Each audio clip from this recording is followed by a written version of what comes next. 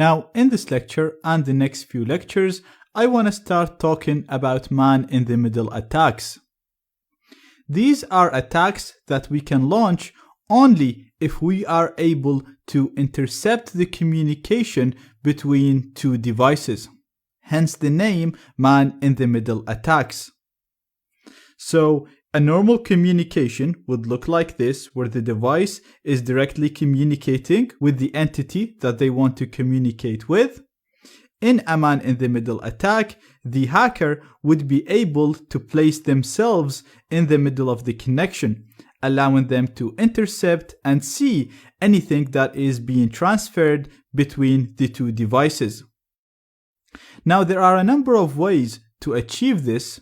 The first method that we'll cover in this course is using an ARP spoofing attack. ARP spoofing allows us to redirect the flow of packets, so instead of it flowing as shown in this diagram, it would flow through my own computer. So any requests sent and any responses received by the target computer will have to flow through the hacker computer. This means that any messages, any websites, any images, any usernames, any passwords entered by the target will have to flow through my computer. This allows me to read this information, modify it, or drop it. So as you can see, this is a very serious and very powerful attack. And the reason why it is possible is because ARP is not very secure. Now, for us to understand how this works, you need to have a basic understanding of what ARP is. ARP stands for Address Resolution Protocol, and it's a very simple protocol that allows us to link IP addresses to MAC addresses. So, for example, let's say we have a network here. We have devices A, B, C, and D. They are all connected to the same network. And we have the router here for this network. We can see that each device has an IP and a MAC address. And let's assume that device A needs to communicate with device C. Now we're also going to assume that device A knows the IP of device C, but as we know so far, in order for these devices to communicate within the same network, device A needs to know the MAC address of device C, because like we said before, the communication inside the network is carried out using the MAC address and not using the IP address. So this is a perfectly normal situation where we have a client that needs to know the MAC address of another client so that it can communicate with this client. So what this client does, it uses the ARP protocol. What do I mean by that? Basically, it sends a broadcast message. So it sends an ARP request to all the clients on the network saying, who has 10026? Now, all of these devices will ignore this packet except the one that has this IP address, which is 10026, which is device C. So all devices will not do anything, and the only device that will respond is device C, sending an ARP response. In this response, device C is gonna say, I have 10026, my MAC address is this MAC address. This way, device A will have the MAC address of device C, and now it will be able to communicate with device C and do whatever task that it wanted to do initially. So all of this communication is facilitated using the ARP protocol. Like I said, the ARP protocol is a very simple protocol. As you can see, all it has is requests and responses. And the whole point of it is so that we can link IP addresses to MAC addresses or translate IP addresses to MAC addresses. So a device can send a request asking for a MAC address, and then the device that has the MAC address would respond with its MAC address. So each computer have an ARP table which links IP addresses on the same network to their MAC addresses. So if I go on the Kali machine and do ARP-A, you can see my ARP table here, and as you can see, it's linking the router's IP to the router's MAC address. Now same if I go to the Windows machine and run my CMD and do ARPA, you'll see again it's linking the router's IP to its MAC address. So this machine, anytime it needs to send any request to the internet, it will direct that request to this MAC address, to the MAC address that's associated with the IP of the router, which is 10.0.2.1. Now, this value in here can be easily modified by exploiting the ARP protocol. So let me go back to my diagrams. And right here we have a diagram of a typical network.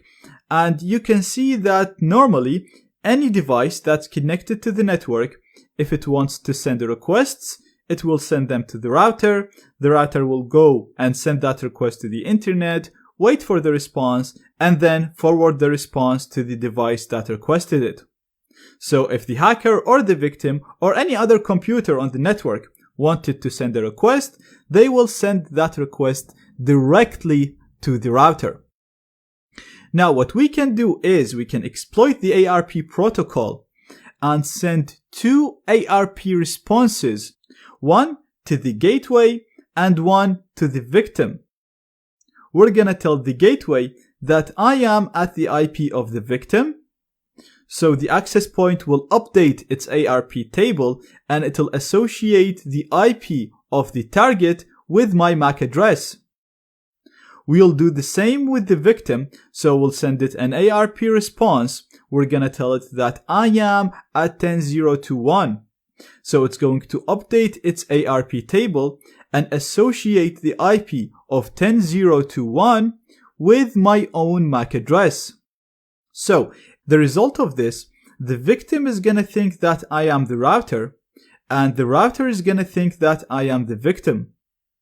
So anytime the victim wants to send any requests, the requests will have to flow through my computer, and I'm gonna forward them to the router. And then anytime the access point or the router wants to send responses, they're gonna go to my machine because it thinks that I am the victim, and then I'm going to forward it to the victim. So as you can see, this puts me in the middle of the connection and it gives me so much power, and we'll see all the things that we can do once we become the man in the middle. Now the main reason why we can do all of this is because ARP is not secure. Because first of all, clients can accept responses even if they did not send a request. So as I said before, we're gonna send a response to the access point and a response to the victim, telling them that I am at a specific IP, without them asking who am I, or without them asking for this IP. I'm just gonna send a response and they're gonna accept that response anyway. Not only that, but they're also not going to verify who I am. So when I say that I am at 10.0.2.7, I am clearly not at that IP because this computer is at this IP. But the access point will trust this and it'll actually update its ARP table based on the information that I send. Same goes to the victim. I'm gonna tell it that I am at 10.0.2.1. It's gonna trust and believe this even though I am clearly not at this IP because the access point is at this IP. So these are the two main weaknesses with ARP protocol that allow us to run ARP spoofing attacks. Now that we know how ARP spoofing works, let's see how we can run this attack and redirect the flow of data so it flows through our device. This will allow us to intercept data and see everything sent to and from a target computer, including usernames, passwords, and so on. Now there are a number of tools that can be used to run an ARP spoofing attack. You can even build your own tool, and I covered this in my Python programming course. But in this lecture, I want to show you how to use a very simple yet reliable tool called ARP Spoof. Then, in the next lectures, we'll use a tool called BetterCap because it has more features. Basically, the main reason why I want to cover ARP spoof in this lecture, because it is a very simple tool, but it's very reliable. It's also ported to many operating systems, including iOS and Android.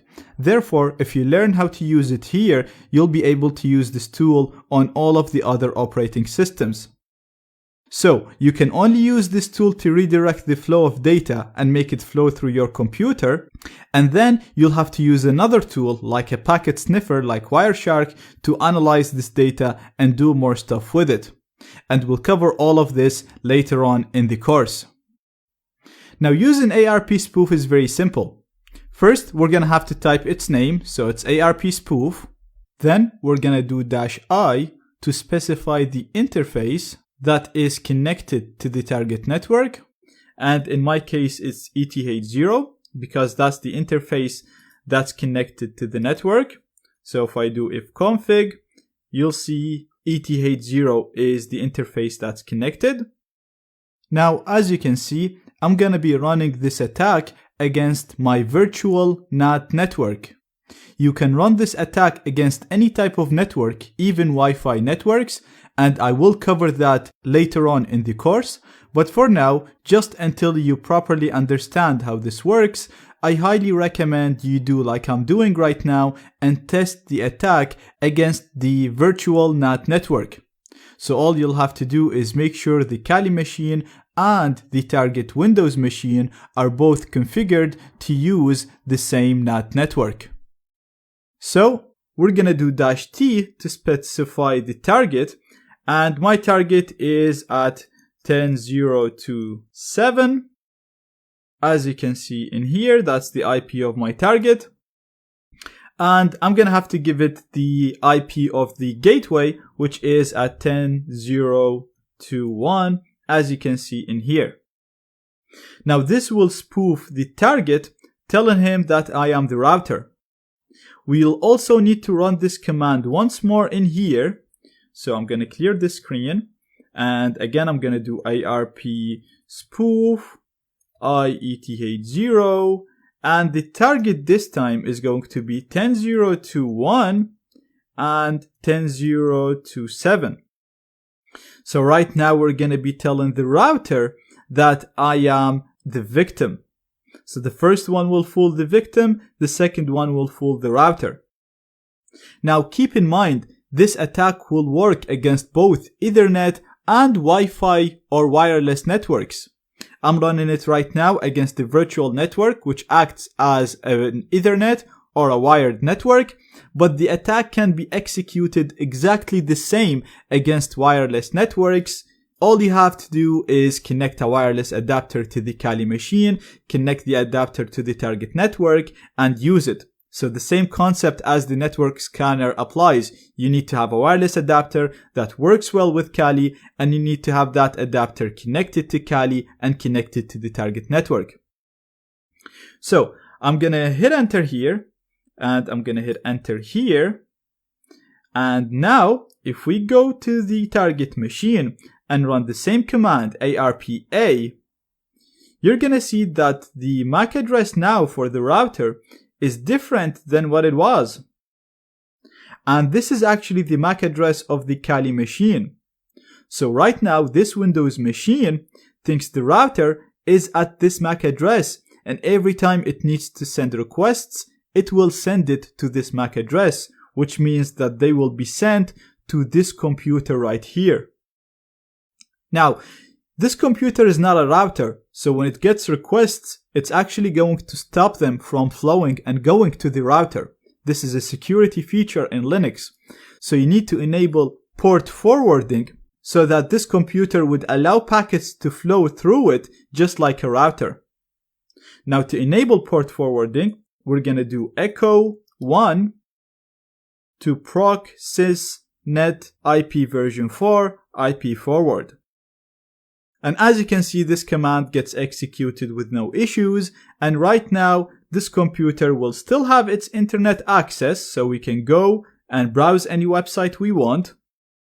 But all these requests are not going directly to the router, but they are going to this computer first, and then this computer is forwarding them to the router as shown in this diagram, and then when the responses come back, they're gonna go to the hacker first, and then they go to the victim. So, as you can see, a very simple tool. It allows us to redirect the flow of data so it flows through our computer, allowing us to become the man in the middle. And once we're the man in the middle, we can inject code in the browser of the target. We can steal usernames, passwords, see all the information that the person sends and receives, replace downloaded files with Trojans, and much, much more. Previously, we learned what ARP spoofing is and how to use it to intercept connections in our network using a tool called ARP Spoof. I covered this tool because it is simple, reliable, and available for a number of operating systems. Therefore, learning how to use this tool can be useful in so many scenarios. However, in this lecture and in the next lectures, we're going to be using a tool called BetterCap. BetterCap can be used to do exactly what we did with ARP Spoof. So we can use it to run an ARP spoofing attack to intercept connections. And it can be used to do so much more. So we can use it to capture data and analyze it and see usernames and passwords. We can use it to bypass HTTPS and potentially bypass HSTS. We can use it to do DNS spoofing, inject code in the loaded pages, and so much more. For now though, I'm going to show you how to install the tool and give you a quick overview on how to use it. And we'll go over all of that in the next lectures. So I'm going to go to my Kali machine here, and to run BetterCap, all I have to do now is just type its name, BetterCap. Now, as usual, if you want to get more information on this command and how to use it, you can do --help, and this will give you a complete help menu. But you don't really need to worry about this now because we will be using the tool a lot throughout the course and you will learn a lot as you use it. So I'm going to clear the screen again. And to run the tool now, I'm going to type BetterCap, the name of the tool, followed by -iface to specify the interface that is connected to the network that I want to run the attacks against. And as you know, to get my interface, we can just do ifconfig. And I'm going to be running this against my NAT network, which is ETH0 is connected to. So I'm going to set my interface to ETH0. I'm going to close this. And I'm going to hit enter to run the tool. And as you can see now, we're inside the tool. We have a different prompt now in which we can use the commands of BetterCap. Now, as you can see here, it's telling us that we can type help to get a list of all of the commands that we can use with BetterCap. And since we don't know how to use it, I'm actually gonna type help. And perfect. As you can see, we get a full list of all of the commands that we can use. Again, I'm going to use it with you now as we go through the course, so you can have a quick look on them, but don't worry too much about them. What's really important and you need to pay attention to right now is the modules. So these are all of the modules that we can use, or all of the things that we can get BetterCap to do. And as you can see right now, none of them is working except for the event stream, which is basically the module that runs in the background to handle all the events. Now, you can type help followed by the name of any module you want. And this will show you a help menu that shows you how to use this specific module. For example, I want to show you in this lecture the net.probe and the net.recon modules. So, since I don't know how to use them, I've typed help and I'm going to follow it by the name of the module, which is net.probe. I'm going to hit enter, and as you can see, you'll get a description of what this module does. So basically, it keeps sending UDP packets to discover devices on the same network, and we can do net probe on to turn on the module and net.probe off to turn it off. You can also see all the options that you can modify for this module, and I'm gonna talk about options and how to modify them in the next lecture. So for now, I'm gonna keep all these to the default option, and I'm just gonna do net.probe on to turn it on. And as you can see, this will automatically start discovering clients connected to the same network. So the 10027 right here is actually my Windows target machine. So if I go to the target Windows machine right here and do ipconfig, you'll see its IP address is 10027. So this is just another way of discovering connected clients quickly using BetterCap. And what you didn't notice right now is when we started the net.probe, it automatically started the net.recon. To confirm this, so if we go up right here, you can see the only module that was running is the events.stream. And now, if I do help, you'll see I actually have two modules running, the net.probe, which we just saw and we turned on manually, and the net.recon, which got turned on automatically by BetterCap.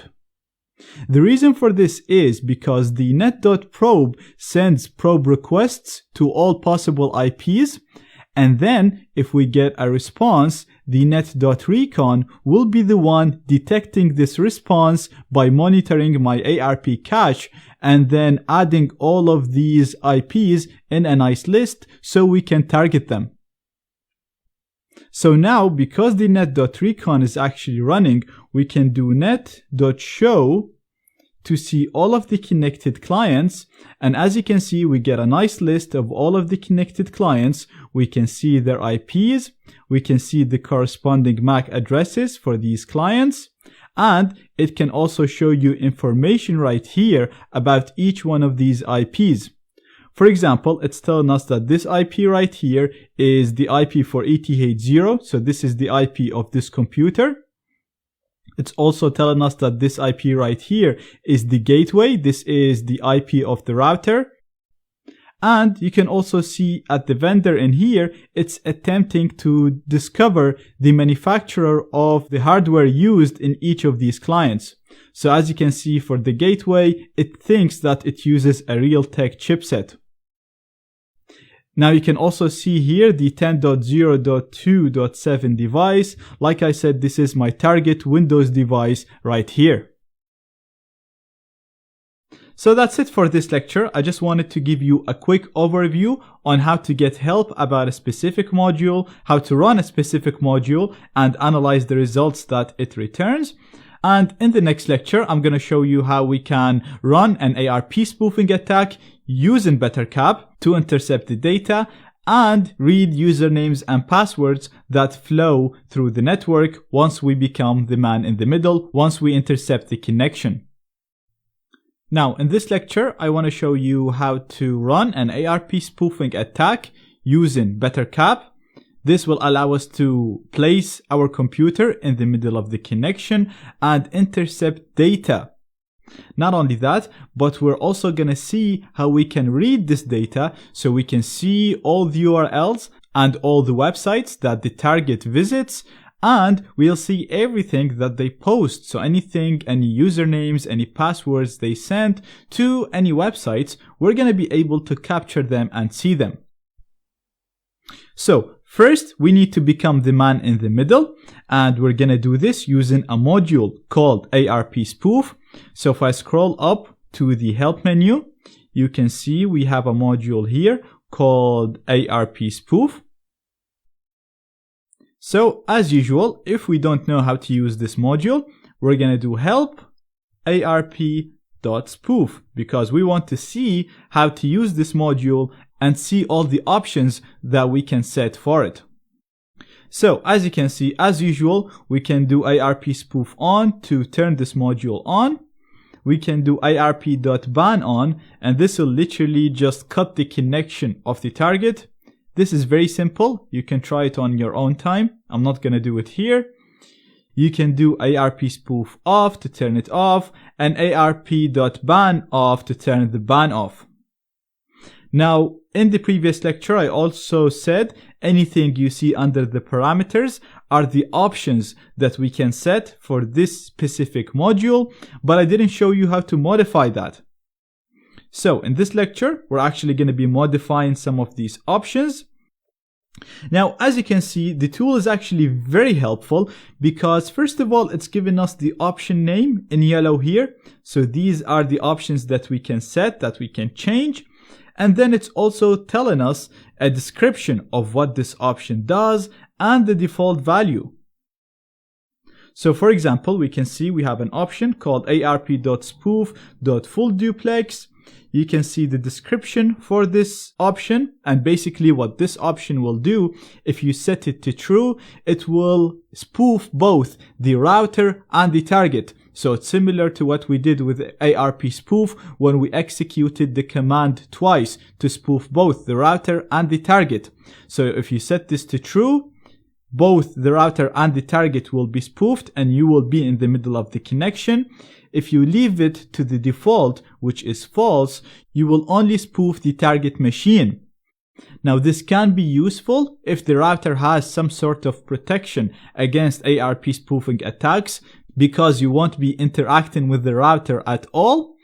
But it's also limiting because we won't be able to do what I'm gonna do in the next lectures, because the router will communicate with the target device directly, so we won't be able to inject stuff in the responses that the router sends to the target device. Now I actually want to change this to true, and the method I'm gonna do this can be used to change any option in any module in BetterCap. So not only in the arp.spoof, if you're using any module, you can do help followed by the module name to get help about that module name. You can see all of the options that you can set in here. And then if you want to modify the value of any of these options, all you have to do is copy the option name, which is what I have right here, and type set followed by the option that you want to modify. And in my case, it's called arp.spoof.fullDuplex, and I want to set this to true. So very, very simple. And like I said, you can use this command to change any option in any module in BetterCap. All you have to do is type set, followed by the option name, followed by the value that you want to set. So I'm going to hit enter, and that's done. If you don't see errors, that means it got executed properly. The next option that I want to change is the targets. So again, in the description, it's telling us that these are the targets that I want to run the attack against, and I can use a comma if I wanted to target more than one IP at the same time.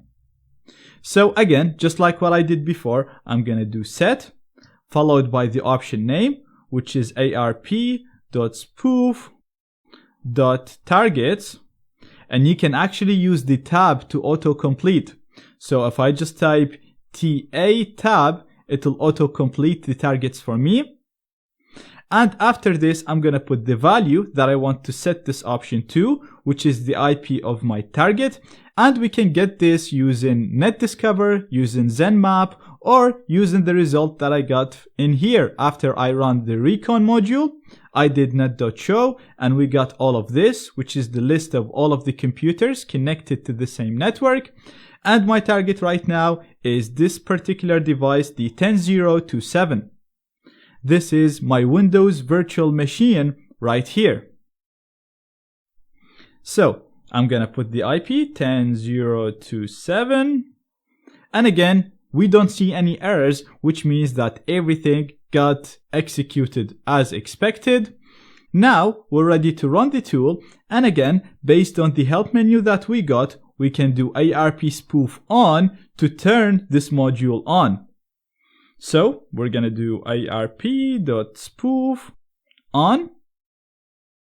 And perfect. As you can see, we see no errors. It's telling us that the module is running. And if I do help, again, we're going to get a list of all of the modules that are running right now. And as you can see, we can see that ARP spoofing is on. Also, it is very important that you make sure that the net.probe and the net.recon are running. We did this in the previous lecture, that's why I didn't do it now. So right now, BetterCap should be doing what ARP spoofing was doing, fooling both the router and the target device and putting me in the middle of the connection as shown here. So let's go to the Windows machine right here, and I'm gonna do ARPA. And as you can see, the router's MAC address right here is the same as the MAC address for this device, which is the 10.02.15. And if I go back here to the Kali machine and do ifconfig, you'll see this is the same MAC address as the MAC address of the Kali ETH0 interface. So basically what this means is this Windows machine, every time it wants to send something to the router, it'll send it to the Kali machine. And because we set the full duplex option on in BetterCap, the router also thinks that this Kali machine is the target machine. Therefore, anytime it needs to send a response to the Windows machine, it'll actually send it to BetterCap right here. And like I said before, this means every username, password, URL, anything the target computer sends or receives will have to go through the Kali machine, where we're going to be able to read it, modify it, or drop it. And I'm going to walk you through that in the next lectures. In the previous lecture, we learned how to use BetterCap to run an ARP spoofing attack and place ourselves in the middle of the connection between a computer and the access point. And every time I do this, I keep saying this means that all the requests and all the responses will flow through our computer, which means that we'll be able to see anything a user does on the internet. So we should be able to see the URLs, the images, the videos, the passwords they log in with, or anything they send or receive. So right now, we are already in the middle of the connection and this data is already flowing through our computer. So all we have to do is just use a program to capture this data and analyze it. Now we can use Wireshark to do that, and I will cover this later on in the course, but for now, I'm gonna use a really nice module that comes with BetterCap that will automatically capture all of this data, analyze it, and show me the interesting stuff. So all we have to do now is to tell BetterCap to capture all of the data that is flowing through this computer and analyze it for me.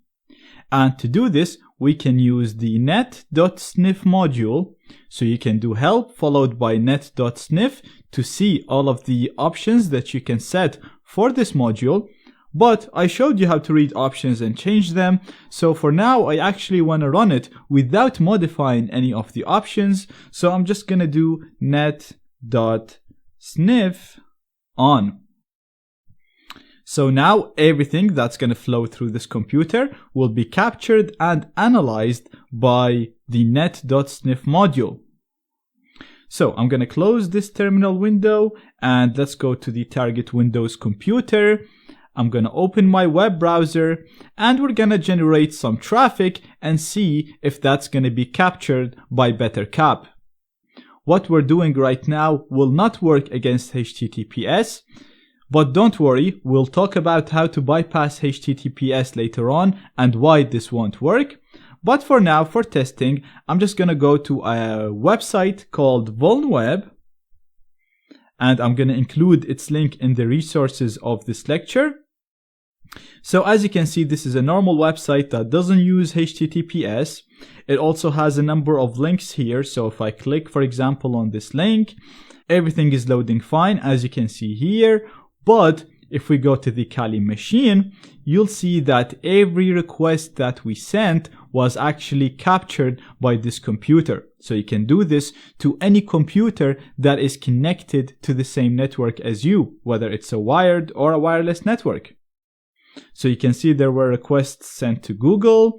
If we scroll down, you'll see we made a request for this website, vulnweb.com. you can also see all of the other files that this website loaded.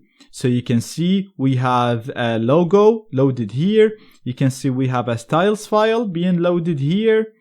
Again, if there were more images, you'll actually see links to all of the images that are being loaded. You can see here, this is the second link that we clicked on, the testphp.vulnweb.com. So this is what we have right here in the top. Now also, let me just go back and maybe click on the first one. And as you can see, this is another website. It has a login functionality in here. And let's try, for example, log in with a username. Let's set the username to my name, Zaid Sabi. And let's put the password as 12345678990. I'm gonna click on log in. Again, as you can see, we got logged in, no issues at all. But if I go back to the Kali computer and scroll up, as you can see, we captured a login that was sent to this website, testhtml5.vulnweb.com. Again, this is exactly the website that we have here. And if you look in here, you can see that the username was Zaid Sabi and the password was 123 all the way up to 90. So basically the idea that I'm trying to get across right now, anything that the target computer sends or receives right now will be captured by the Kali machine. And like I said, we can do this to any computer or any phone that is connected to the same network as us, whether it's a Wi-Fi or a wired network. In the previous lectures, we learned how to use BetterCap to discover all clients on the same network, run an ARP spoofing attack to intercept the data, and then sniff data to see the usernames, passwords, and everything that's getting sent over the network. Now, in order to do this, we actually had to run a number of commands. So first of all, we had to do net.probe on to turn on the probe module. We had to set the settings for the ARP spoof module, turn that on, and then turn the sniffing module on.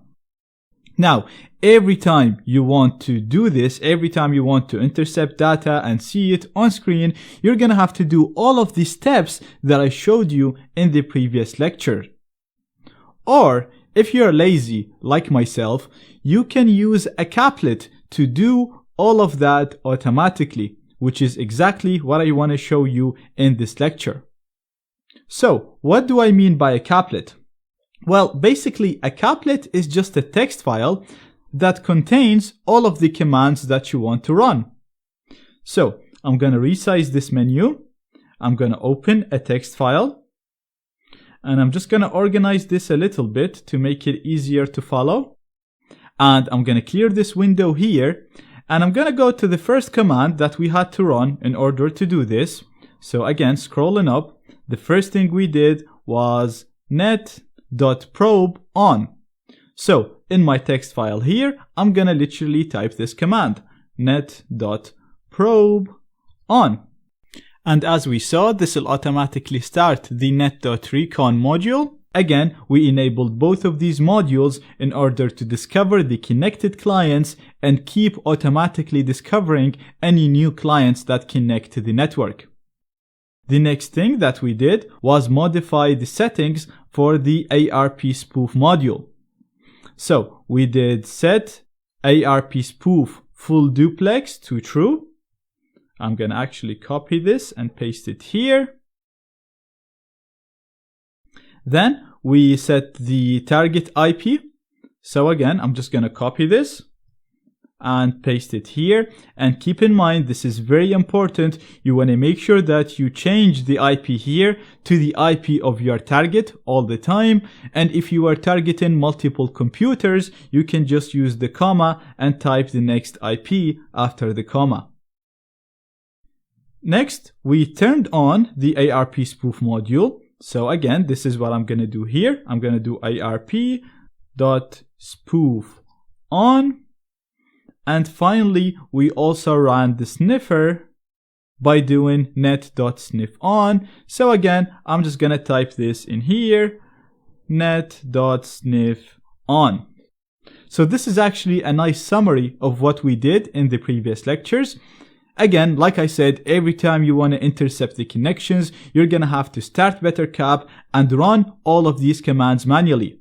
You want to start the probe module. You want to enable the full duplex, so you fool or spoof the target and the router. You want to set your target IP, and you want to turn on the spoof and turn on the sniff. So, to make this very easy, instead of having to type this every time we want to run an ARP spoofing attack and intercept data, I put all of this in a text file. I'm going to save this text file. I'm going to put it in my root directory, and I'm going to call it spoof.cap. So I'm going to save this now, and I can close it because we're done with it. And we can go back here. And what I'm actually going to do, I'm going to exit out of this. So I'm going to quit BetterCap, and I'm going to clear the screen. And if I do ls to list all of the files and directories in the current working directory, because right now I am in root. So if I do ls, you can see we have a new file called spoof.cap. And just to confirm, if I go down to my file manager right here, you can see we have a new file again in the root called spoof.cap. And all we want to do is feed this spoof file to BetterCap before we start BetterCap. Now, we don't know how to do this, so we're going to do BetterCap --help to see all of the options that we can set with BetterCap. And what we want to do is use the -caplet option right here. So we're going to run BetterCap like we used to do. First of all, we do BetterCap, followed by iFace to specify the interface that is connected to the target network. And in my case, this is ETH0.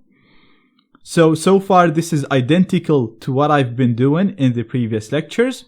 The only difference now is we're going to use the -caplet option to specify my caplet file that I just created. So I'm going to do -caplet, followed by the file that I just created, which is called spoof.cap, and that's it. Now, before I hit enter, just to confirm to you, I'm going to go back to my Windows machine, and I'm going to do ARPA just to show you. And as you can see right now, the router's IP right here has this MAC address. So after I run this, it should automatically start all of the modules that I just typed, and it should run an ARP spoofing attack. Therefore, the router's MAC address should change to the MAC address of ETH0 that is connected to Kali right here. So I'm going to hit enter. And as you can see, we actually got an error, and the error saying the caplet spoof could not be found. So I'm suspecting I made a spelling mistake, and I did. As you can see, I actually named the caplet soof, not spoof. So I actually make a lot of mistakes like this. So I'm just going to rename this to spoof, and we're going to go back here. I'm going to exit and run the same command again. And perfect. As you can see, we got no errors at all. If I do help, as you can see, automatically we have the spoof is running. We have the probe, the recon, and the sniff all running as soon as we ran BetterCap. If you remember, the first time we ran it, we only had the stream running, and we had to do everything manually and set the options manually. So this is a really, really nice way of doing it.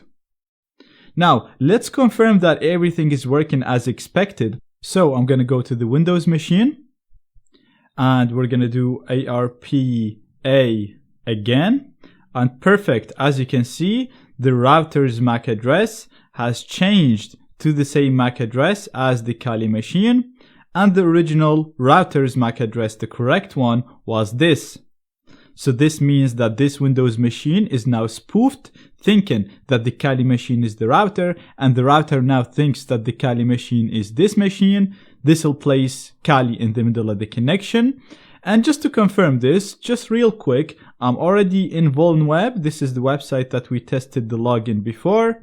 I'm actually even still logged in, so I'm gonna log out, log in again, and I'm gonna leave the username to admin, and I'm just gonna put a password again, 123490, enter. Let's go back, and perfect. As you can see, we wouldn't be able to get this if we were not in the middle of the connection. So the fact that we're getting all of this information means that we managed to intercept the data and see everything the target user sends or receives. And again, we have the username and the password right here. Like I said, this will only work with HTTP. We will discuss HTTPS in the next lectures. But in this lecture, I just wanted to show you an easy way of scripting the commands that you often run with BetterCap, because in the future, we're going to be doing a number of things that rely on us being the man in the middle. So, because I don't want to waste time enabling all of the modules that we're running here, so again, if I right click this and open with a normal text editor, all you'll have to do is just put your commands in a file, give a file a specific name, and then when you run BetterCap, all you have to do is just use the caplet argument followed by the name of your caplet file. Now, everything that we did so far will only work against HTTP pages. The reason why it works against HTTP because, as we've seen, the data in HTTP is sent as plain text, so it's text that humans like us can read and understand. That's why when we're the man in the middle, we're able to read this text, and if we wanted, we're able to modify this text as we wish. Now, this is obviously a problem, and this problem was fixed in HTTPS. So, as you know, most websites use HTTPS. The reason why, like I said, because it's a more secure version of HTTP, and basically the way it works is it adds an extra layer over HTTP, which is where the S comes from. So it's a secure HTTP protocol, and this extra layer will encrypt the plain text data that HTTP sends. So if a person manages to become the man in the middle, they will be able to read this data, but the data will be gibberish. It will not be readable to the person intercepting the connection. Now, HTTPS relies on TLS or SSL to encrypt the data, and this is very difficult to break. Therefore, in order to bypass this, the easiest method is to downgrade HTTPS connections to HTTP. So, since we're the man in the middle, we can check if the target is requesting a HTTPS website, and instead of giving him the HTTPS version of that website, we will give him the HTTP version. This way, the data will be sent in plain text, and we'll be able to read it exactly as I showed you in the previous lecture. Luckily, BetterCap has a caplet that does all of that for us. I also modified this caplet myself to get it to work more reliably and on more websites. So please make sure you use the custom Kali image that I made for this course, because it comes with this modified caplet by default. If you want to use the original Kali, then you're gonna have to manually download this caplet and put it in the right path. I am using the custom Kali in here, so I won't need to do any of that. I can simply run BetterCap and use it.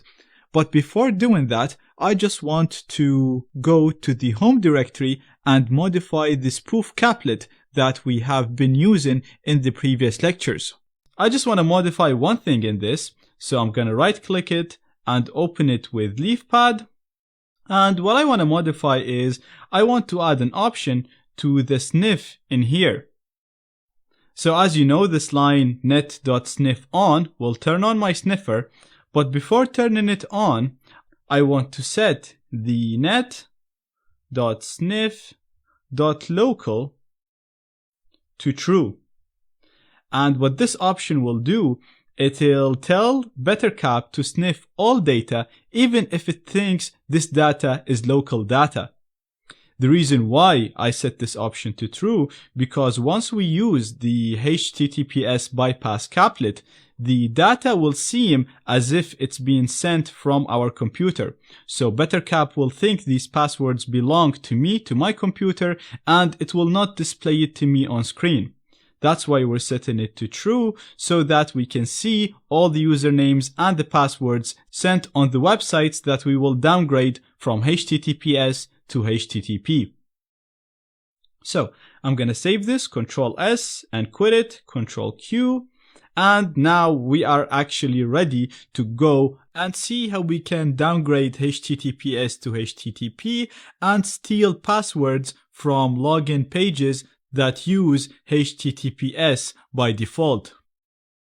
So I'm going to go to my terminal and I'm going to use Bettercap exactly as I've been using it before. So we're doing Bettercap, the name of the program. We're giving it our interface after the iFace argument. We're using the caplet argument to specify a caplet to run as soon as we run the program. And we're running the spoof caplet, the one that we built in the previous lecture, that'll run the ARP spoofing command and run the sniffer for us. So I'm going to hit enter. And as you can see, everything got executed as expected. If we do help, we'll see all the running modules, and we have the ARP spoof and the sniffer running with the recon and with the probe. So this is exactly what we wanted from our caplet. So first of all, the HSTS bypass caplet is one of many caplets that Bettercap comes with.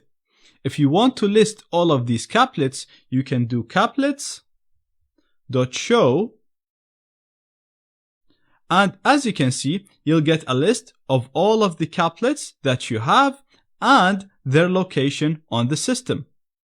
Now, the caplet that we want to run is the HSTS hijack caplet, this one right here. And to run any of these caplets, all you have to do is literally just type its name. And as usual, you can use the tab to autocomplete. So to run our caplet right here, all I have to do is literally type HS and press tab. And as you can see, it will automatically autocomplete for me and type the caplet name. Now, if I hit enter, this will load the caplet with all of its options and it will run it for me. So as you can see, because we don't see any errors, this means everything got executed as expected. So let's go to the Windows machine, browse some HTTPS pages and see if we can sniff data, usernames, passwords, and URLs that they enter on their computer. So I have my Windows machine here. I have Chrome installed. This is the latest version of Chrome at the time of recording this lecture. A really good idea before trying all of these things is to remove your browsing data, because the websites that we're going to try to access might be cached and they might be just loaded from your cache. This will only happen if you're visiting the same website over and over again, mostly when testing. Therefore, it's a really good idea to Control-Shift-Delete and click on Clear Browsing Data. Make sure all of this is clicked. Make sure it's set to all the time and click on Clear to remove all of it. And let's go ahead and go to a website that uses HTTPS. A good example would be LinkedIn.com. And perfect. If you look here at the top, you'll see the website is loading over HTTP, not over HTTPS. Therefore, we'll be able to see anything the user enters in these boxes. So let's put a username. Let's set it to zaid@zsecurity.org. And I'll put a password as 12345678890. It doesn't really matter. You can use any password. And I'm going to hit enter to log in. This is wrong, so obviously we're getting an error message. But if we go back to Kali As you can see, we're capturing all of this data because it's not being sent over HTTPS anymore. It's being sent over HTTP. And if you look in here, you can see we captured login information. It's sent to linkedin.com, sent to this specific URL, a login URL. And you can see the username is zaid@zsecurity.org. And the password is 123 all the way up to 90. So that's really, really good. Let's go ahead and test another HTTPS website. Let's go to stackoverflow.com. Again, you can see on top, it's loading over HTTP, not HTTPS. So I'm going to click on login. And again, I'm going to put my email, zaid@zsecurity.org, and we'll put a password as 12345678990. Hit enter. And let's go to the Kali machine again. Scroll down this time because we're stuck on top. And perfect. You can see we have a post request in here. It's sent to this specific URL. Again, you can see login in the URL. You can see the website itself, stackoverflow.com. And if we scroll down a little bit more, we can see that the username is zaid@zsecurity.org. And the password, again, 123 all the way up to 90. So that is really, really good. Now we can downgrade any HTTPS connection to HTTP as long as the target website uses HTTPS, not HSTS. So this method will work against pretty much all websites that use HTTPS, except for the really popular websites such as Facebook, Twitter, and so on. So let me show you a quick example. If I go here and try to go to facebook.com, you'll see that the website got loaded over HTTPS, not over HTTP, even though we configured our couplet correctly, and even though we're able to downgrade HTTPS connections on a lot of websites such as LinkedIn and Stack Overflow. This is happening because Facebook is using HSTS, which is a little bit trickier to bypass. In the next lecture, we'll talk more about what HSTS is, why it's tricky to bypass, and how to partially bypass it and still get usernames and passwords from the websites that implement it, such as Facebook, Twitter, and so on. In the previous lecture, we seen how to downgrade HTTPS websites to HTTP, and this allowed us to basically see anything a user does on these websites because data in HTTP is sent in plain text. Therefore, we were able to see the usernames, the passwords, the URLs, and anything they do on HTTPS websites. At the end of the lecture, I also showed you that the method will not work against Facebook, Twitter, and other websites that use HSTS. The reason why it won't work against these websites because modern web browsers come with a list of websites that they should only load over HTTPS. See, what we were doing in the previous lecture, whenever a browser requests a website, we load that website even if it uses HTTPS, but we always give him back the HTTP version. In HSTS, the browser knows that this website, for example, facebook.com, should always be loaded over HTTPS. So even before sending this request to us, it'll always send it in HTTPS, and it'll always only accept it if it comes back as HTTPS. So there's nothing we can do really once we become the man in the middle, because the browser is doing this check locally. It's checking this against a list that is stored on the computer itself. Therefore, the only practical solution at the moment to bypass HSTS is to make the browser think that it is loading another website. To do this, we're going to replace all HSTS links in loaded pages to similar links but they're not the same links. For example, we can replace facebook.com with facebook.corn. Now, I know this seems very suspicious, but trust me, when it goes into the URL bar, the RN here at the middle, it'll seem very similar to the M letter. Another way of doing this, you can replace twitter.com with twitter.com, but with a single T here instead of a double T.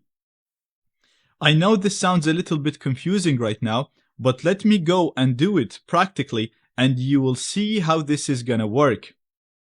So right here I have my Kali machine and we're actually gonna use the HSTS caplet that we used in the previous lecture. As mentioned in the previous lecture, this caplet is already installed in the custom Kali. If you want to use it with the original Kali, you'll have to manually download it and place it in the right path in user, local, share, bettercap, caplets. I have the caplet right here. Like I said, this is already the correct one because I am using the custom Kali. If we go inside it, we have a file called hstshijack.cap. This is the configuration file of the caplet. So I'm going to right click it. I'm going to open it with other application. I'm going to click on view all applications and you want to pick any text editor that you have. So I'm going to keep this at LeafPad. You might have to scroll down to find it, but I have it here. I'm going to select. And as you can see, we have a normal text file with all the configurations that we can set. And I've already pre-configured this for you. The main things that you want to understand and maybe change is the targets and the replacements. So the targets are the domains that use HSTS that you want to replace. For example, I have twitter.com in here, and I also have star.twitter.com. Basically, when you use a star, this is a wildcard, and it basically means any subdomain .twitter.com is a target as well. In the replacement, you want to tell the program what to replace this target with. For example, whenever we see twitter.com, we're going to replace it with twitter.corn. Similar goes for Facebook and Apple and a few other domains that I set. You can also play around with the obfuscate and encode options. I've set both of these to false because basically what these will do, they'll obfuscate the code and encode it.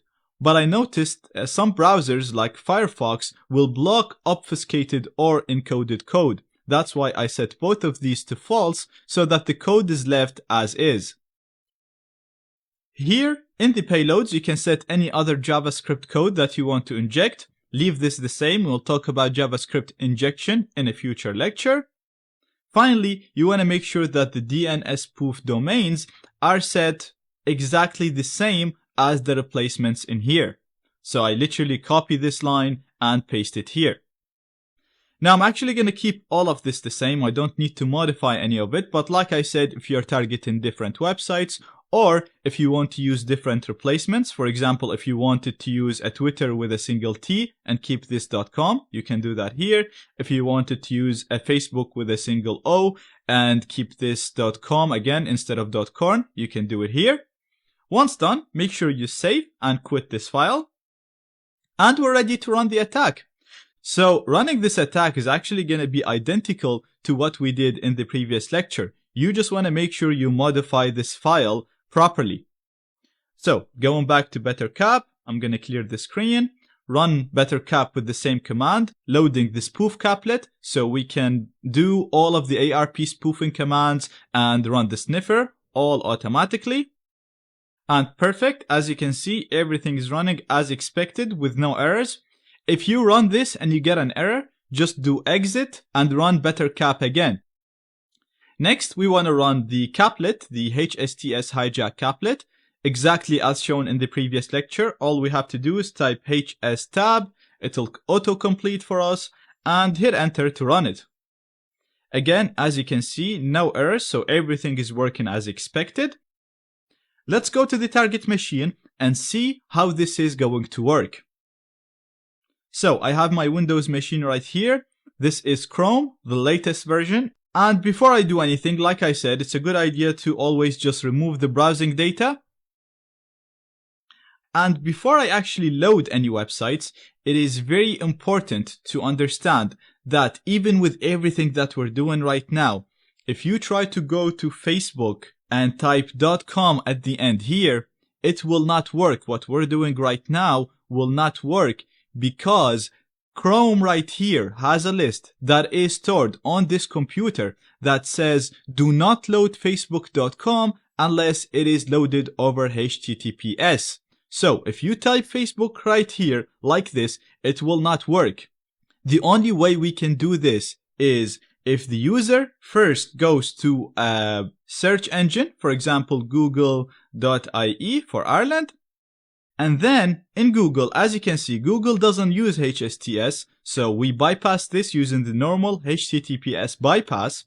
And then if the user in here searches for their target website, for example, Facebook, then our script is going to run in the background and it's going to replace all links in this page for facebook.com with facebook.corn. So if I actually hover over this, you'll see in the status bar, the website that will be loaded is facebook.corn, not facebook.com. This is fine here, it still says facebook.com, but only in the code of the HTML page, facebook.com got replaced with facebook.corn. So if I click on this link, again, as you can see, we get a normal Facebook page, but if you look here on top, you'll see there is no HTTPS. And if you look at the domain name, you'll see it says .corn, not .com. Again, like I said, you can actually keep this .com and use Facebook with one O, or you can add an extra O. You can be as creative as you want with this. This is just an example that I'm giving you. Now, once we're here, we can log in normally with my username, so zaid@zsecurity.org, and put my password 1234567890. Hit enter, and if we go back, scroll up. Perfect. As you can see, we have the username zaid@zsecurity.org and the password all the way up to 90. Now, like I said, the only way for this to work is if the user gets to Facebook through another website that does not use HSTS. If they go on the URL bar and type facebook.com themselves, we will not be able to do this. That's why this is considered as a partial solution and not a full solution. In the previous lectures, we covered how to sniff and read data from HTTP, HTTPS, and preloaded HSTS websites. We spoke about the limitations of each of these cases, but we did that as we are going through the lectures. Therefore, I feel like some of the details might be missing, and therefore I made this table right here, and I'm going to show you some examples in this lecture just to lay everything down for you so you understand exactly how this is going to work and what are the limitations. So first of all, we spoke about HTTP websites, and an example of this would be a website that doesn't use HTTPS, just loads over plain HTTP, similar to vulnweb.com. Then we spoke about HTTPS websites, and this would cover most websites on the internet. So examples would be LinkedIn.com, WinZip, Stack Overflow, Google, the local Google, so not google.com, but the google.ie or .co.uk or .in, any local Google domain, and netflix.com. Now the list here could go on for very long because, like I said, most websites use HTTPS. And finally, we spoke about the most restrictive and the most secure method of communication, which is preloaded HSTS websites. And the way this works, we said the web browser itself will have a list of hard-coded websites that will only load over HTTPS. And therefore, because the browser has to contain this list locally, it will not contain all websites on the internet. It only contains very popular websites, such as Twitter, Facebook, and GitHub, and so on. Now, we could have a bigger list in here, but it won't be as big as HTTPS websites, as most websites use HTTPS. Now, when it comes to HTTP, no encryption is used, so there's nothing you need to do to bypass. So you can basically use the basic BetterCap, no modifications at all, and it works perfectly with Firefox and Chrome, so you'll be able to read the data and even modify it, as we're going to show you later on in the course. Then when it comes to HTTPS and HSTS, we can't decrypt HTTPS, and therefore what we try to do is we try to downgrade HTTPS to HTTP, and then when the website is loading over HTTP, we will be able to read all of the data that is being sent and received, so we'll be able to see the usernames and the passwords and so on, and as I'm going to show you later on in the course, you'll be able to modify this data. So you'll be able to launch attacks like DNS spoofing, where we redirect the domain to another location or inject code in the loaded website, but all of that is dependent on loading the website in HTTP. Therefore, when it comes to HTTPS and HSTS, the goal is always to downgrade that website or downgrade that connection to HTTP. So for this to work, we used a custom modified Kali that comes with the latest version of BetterCap and a modified HSTS hijack caplet. This is the caplet that downgrades HTTP to HTTPS. And this works perfectly with the latest version of Firefox. So let me show you a quick example. We're going to load BetterCap with the HSTS hijack caplet and then try to load some of these websites. And the goal is that these websites should load in HTTP, not HTTPS. If that happens, that means we can read all of the data and analyze it, and we can even modify it, as I'm going to show you later on in the course. So right here in my Kali machine, I'm just going to start BetterCap exactly the same way as we usually do. I'm selecting my interface and my spoof caplet. And then I'm going to start the HSTS hijack caplet by typing hstab, and it will auto-complete for me. I'm going to hit enter, and now it's working. And let's go to the Windows machine. And as you can see, it's telling me that I'm using the latest version of Firefox. And let's go ahead. Before we test, I'm just going to remove all browsing data. So I'm going to press Ctrl, Alt, and Delete. And we're going to tick everything, make sure everything is selected in here, and click on OK. And let's go ahead to the first HTTPS website, like linkedin.com. And perfect, as you can see, the website is loading over HTTP, not HTTPS, because we can see this cross over the lock. But most people won't notice this, and basically, like I said, that means we can read whatever username and password the user will put in here, and we can modify the data and inject data in this, and you'll see this later on in the course. Now, I'm not gonna log in now because we've already seen this. The goal now is just to show you which websites are gonna downgrade to HTTP. And even if you don't see the login data now, if I log in and you don't see it in BetterCap, that is completely fine because the sniffer that comes with BetterCap is not perfect. I will show you better sniffers later on in the course. So the main goal when we're using BetterCap is to be able to downgrade HTTPS to HTTP. So let's load another HTTPS website like stackoverflow.com. And perfect, as you can see, it's downgrading as well. And let's do a last one now. Let's go to netflix.com. And again, perfect, it's downgrading, it's loading over normal HTTP. So we haven't done anything different from what we covered earlier. Everything is working perfectly with Firefox. Now, when it comes to Chrome, there is a slight modification that we'll need to talk about. So let's continue testing with Firefox. So moving on to preloaded HSTS websites similar to Twitter, Facebook, and GitHub. Again, for this to work, we're going to have to use the custom Kali with BetterCap with the custom HSTS hijack caplet. Now, let's go ahead and test it with Firefox. So the way this will work, as mentioned in the HSTS bypass lecture, the target will first have to load a normal HTTPS website. An example would be a local Google domain, for example, google.ie or google.in or google.co.uk, anything but the google.com, because these use normal HTTPS, and therefore we will be able to downgrade them to normal HTTP, as you can see in here. And then once they are on any website or any search engine that uses normal HTTPS and we successfully manage to downgrade it to HTTP, if they search for a HSTS website, for example Twitter, the HSTS hijack caplet is going to replace the link for twitter.com with twitter.corn.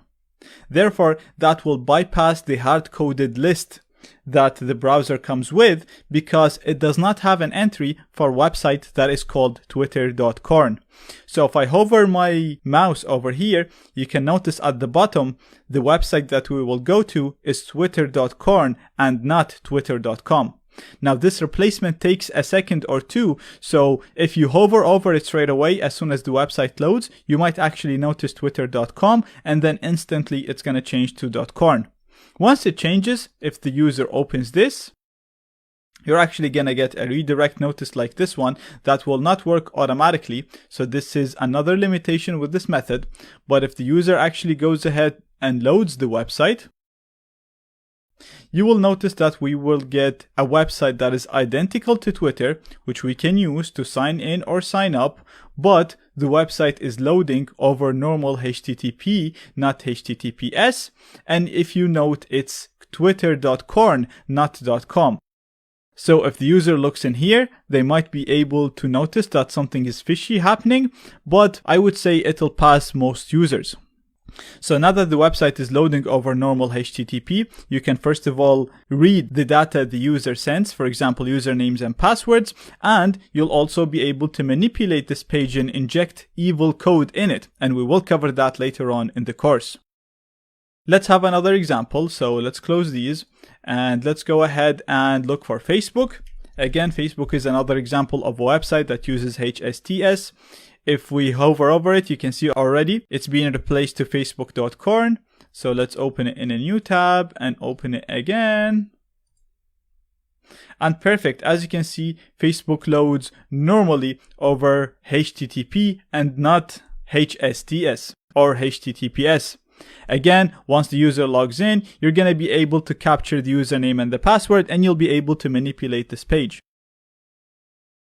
So that's everything for Firefox. HTTP obviously works with no issues at all. HTTPS also works with no issues at all. And HSTS, you just need to make sure that the target websites are listed in the HSTS hijack caplet. And I showed that in the HSTS hijack lecture. So if you don't know how to do that, please revise that. But as you can see, it's working exactly as expected, as long as the target user accesses the HSTS website through a normal HTTPS website. Now, in the next lecture, we'll have a quick recap for Chrome, because Chrome is slightly different and could be slightly trickier. So that's Firefox covered. Let's go ahead and take a look at Chrome. Now, again, for HTTP, as we mentioned, everything works as expected. It's a very simple scenario. For HTTPS, you still want to use the same configuration as Firefox. So we're going to use the custom Kali, which comes with the latest BetterCap and a custom HSTS hijack caplet. Everything will work as expected in this case. The only thing is, you need to make sure that you input the target website in the HSTS hijack caplet. So similar to what we did with HSTS websites, you're actually going to have to include all of the HTTPS websites that you want to target and you want to downgrade to HTTP in your HSTS hijack caplet. So it's a bit of a limitation, but that's the only way we can do it with the latest version of Chrome. For example, we have Netflix. So as we know, Netflix worked perfectly fine in here. So let me just go quickly on Firefox, netflix.com. And as you can see, it's loading perfectly fine. Now, if I load that now on Chrome with the exact same configuration of BetterCap, as you know, it's already running, it's going to load over HTTPS and not HTTP. The only way around this is to actually go back to my Kali machine, open up my file manager, and open up the HSTS hijack caplet. So you can do Control L to do that, or you could press in here and press a // and it's stored in USR local share bettercap caplets HSTS hijack. And the caplet that we want to modify is HSTS hijack.cap. So it's this caplet right here. We're going to right click it and open it with another application, view all, and open it with my LeafPad with the text editor. So I showed you how to do all of this in the HSTS bypass lecture. That's why I'm doing it fast. Please revise if you don't remember. And what you need to do is simply in here, input the HTTPS websites that you want to downgrade to HTTP. So in this example, we want to downgrade Netflix.com. So we're going to input it in here, and I'm going to select it again. And I'm actually going to put it in the next row and the replacements as well. And finally, we're going to put it in the DNS spoof. We're going to save, quit, and we're going to go up and run bettercap again. So I'm going to exit, clear the screen, run bettercap with the spoof caplet, and then run the HSTS hijack caplet. And let's go ahead and test this with Chrome. So before testing, it's always a good idea to remove all browsing data. So Control-Shift-Delete, make sure all time is selected, and make sure you tick all of the boxes. We're going to clear. And let's go ahead and go to Netflix.com. Hit enter. And perfect. As you can see, Netflix is loading over normal HTTP now. So again, if you're inputting any username and passwords in here, you'll be able to capture them. And you'll be able to modify this website and the requests on the fly because everything is sent over HTTP, which does not use any encryption. And we will cover that later on in the course. So the main idea is all you have to do is simply add the websites that you want to downgrade to HTTP in your HSTS hijack caplet. So that's HTTPS for Chrome done. Let's go ahead and take a look at preloaded HSTS websites on Chrome. This will work exactly the same as Firefox. So you're going to need to use the custom Kali with the bettercap with the custom HSTS hijack caplet. And similar to what we did with Firefox, the targets will have to be in the HSTS hijack caplet. So we're not doing anything out of the ordinary. The only thing is secure DNS needs to be disabled. So secure DNS is a setting that Chrome has. And if it is enabled, the web browser is going to use encryption when it's making DNS requests, and therefore it'll render our attack right here with the custom HSTS hijack caplet useless. Now, the good thing is secure DNS is not always enabled by default. It depends on the country of the target. For example, in Ireland, if you download the latest Chrome web browser, it's actually going to come with secure DNS enabled, and therefore the attack is not going to work unless it is disabled. So if your target is in a country where secure DNS is not enabled by default, chances are they don't even know about this option, and it's probably going to be disabled, and therefore the attack will work. So let me show you where this setting is. In my Chrome, if we go to settings, and we can use the search icon in here to search for that setting, and we want to search for secure DNS. And as you can see, it's telling us it's in the security settings. And if we scroll down, you will notice that use secure DNS is enabled. So if I just turn this off and close this window, and let's go ahead and test the attack exactly the same way that we tested it before. So we're going to go to a local Google domain, for example, google.ie. As you can see, it's loading as normal HTTP, not HTTPS. Therefore, the HSTS hijack caplet is going to be able to modify this page, play with it, and change the links to .corn. And let's look for Twitter. And again, if we hover here over the link, you'll notice at the bottom it's twitter.com now, but literally within a second, it's going to go back to being twitter.corn. Let's open it in a new tab. And perfect, as you can see, Twitter is loading over normal HTTP. And again, now if the user logs in, we will capture everything, or because the website is loading over normal HTTP, we're going to be able to inject anything that we want and modify the website and inject evil code in it. And I'm going to show you how to do all of that later on. Now in this lecture, we're going to learn what DNS spoofing is and how to perform it. DNS is a server that converts domain names such as google.com to the IP of the server that is hosting this website. So when you type google.com in your web browser, the request goes to a DNS server. The server responds with the IP where google.com files are stored, and the browser will load the website from this IP. Now, when we are the man in the middle, the request for google.com will pass to us first before it goes to the DNS server. Therefore, instead of giving the IP of the server that is hosting google.com, we can actually give any IP we want. So we can redirect them to a fake website with a backdoor or with evil code, hijack software updates, and so much more. We'll actually have examples on this in future lectures, but for now, let's see how we can run a basic DNS spoofing attack in which we redirect requests from a specific website to our own website or our own web server. Now, before we run BetterCap, let's decide on where to redirect our target to. So we can redirect them to any website we want. For example, when someone requests google.com, we can redirect them to Yahoo. But what I want to do is I want to redirect them to my own website, to a local website that I'm going to start on Kali. So Kali comes with its own web server, so we can actually use it as a website. And to do this, all we have to do is just start the web server. So we're going to do service Apache 2 start.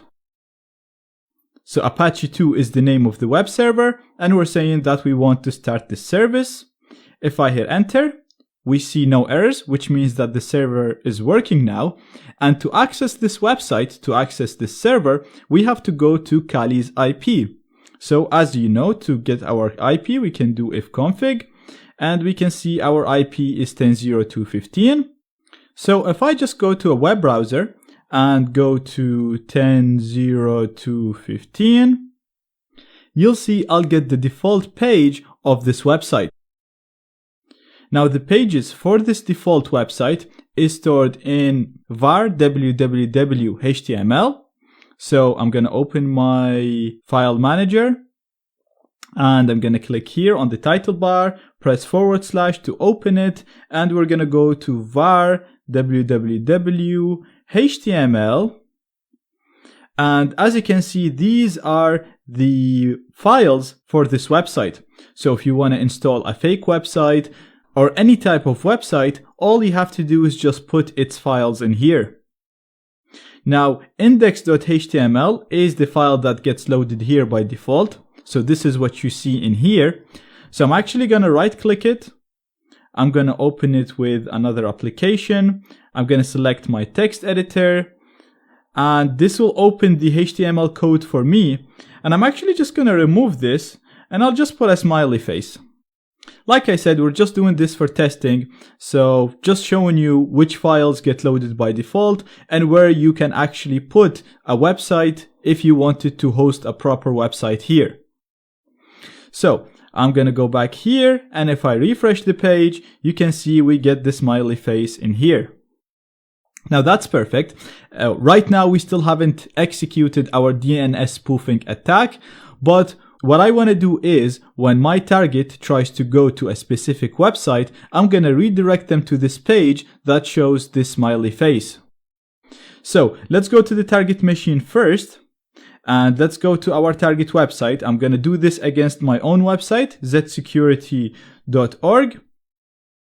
So if you load this website, you'll see you will get an actual security website with a number of topics and all that kind of stuff. Basically, the website is working as expected.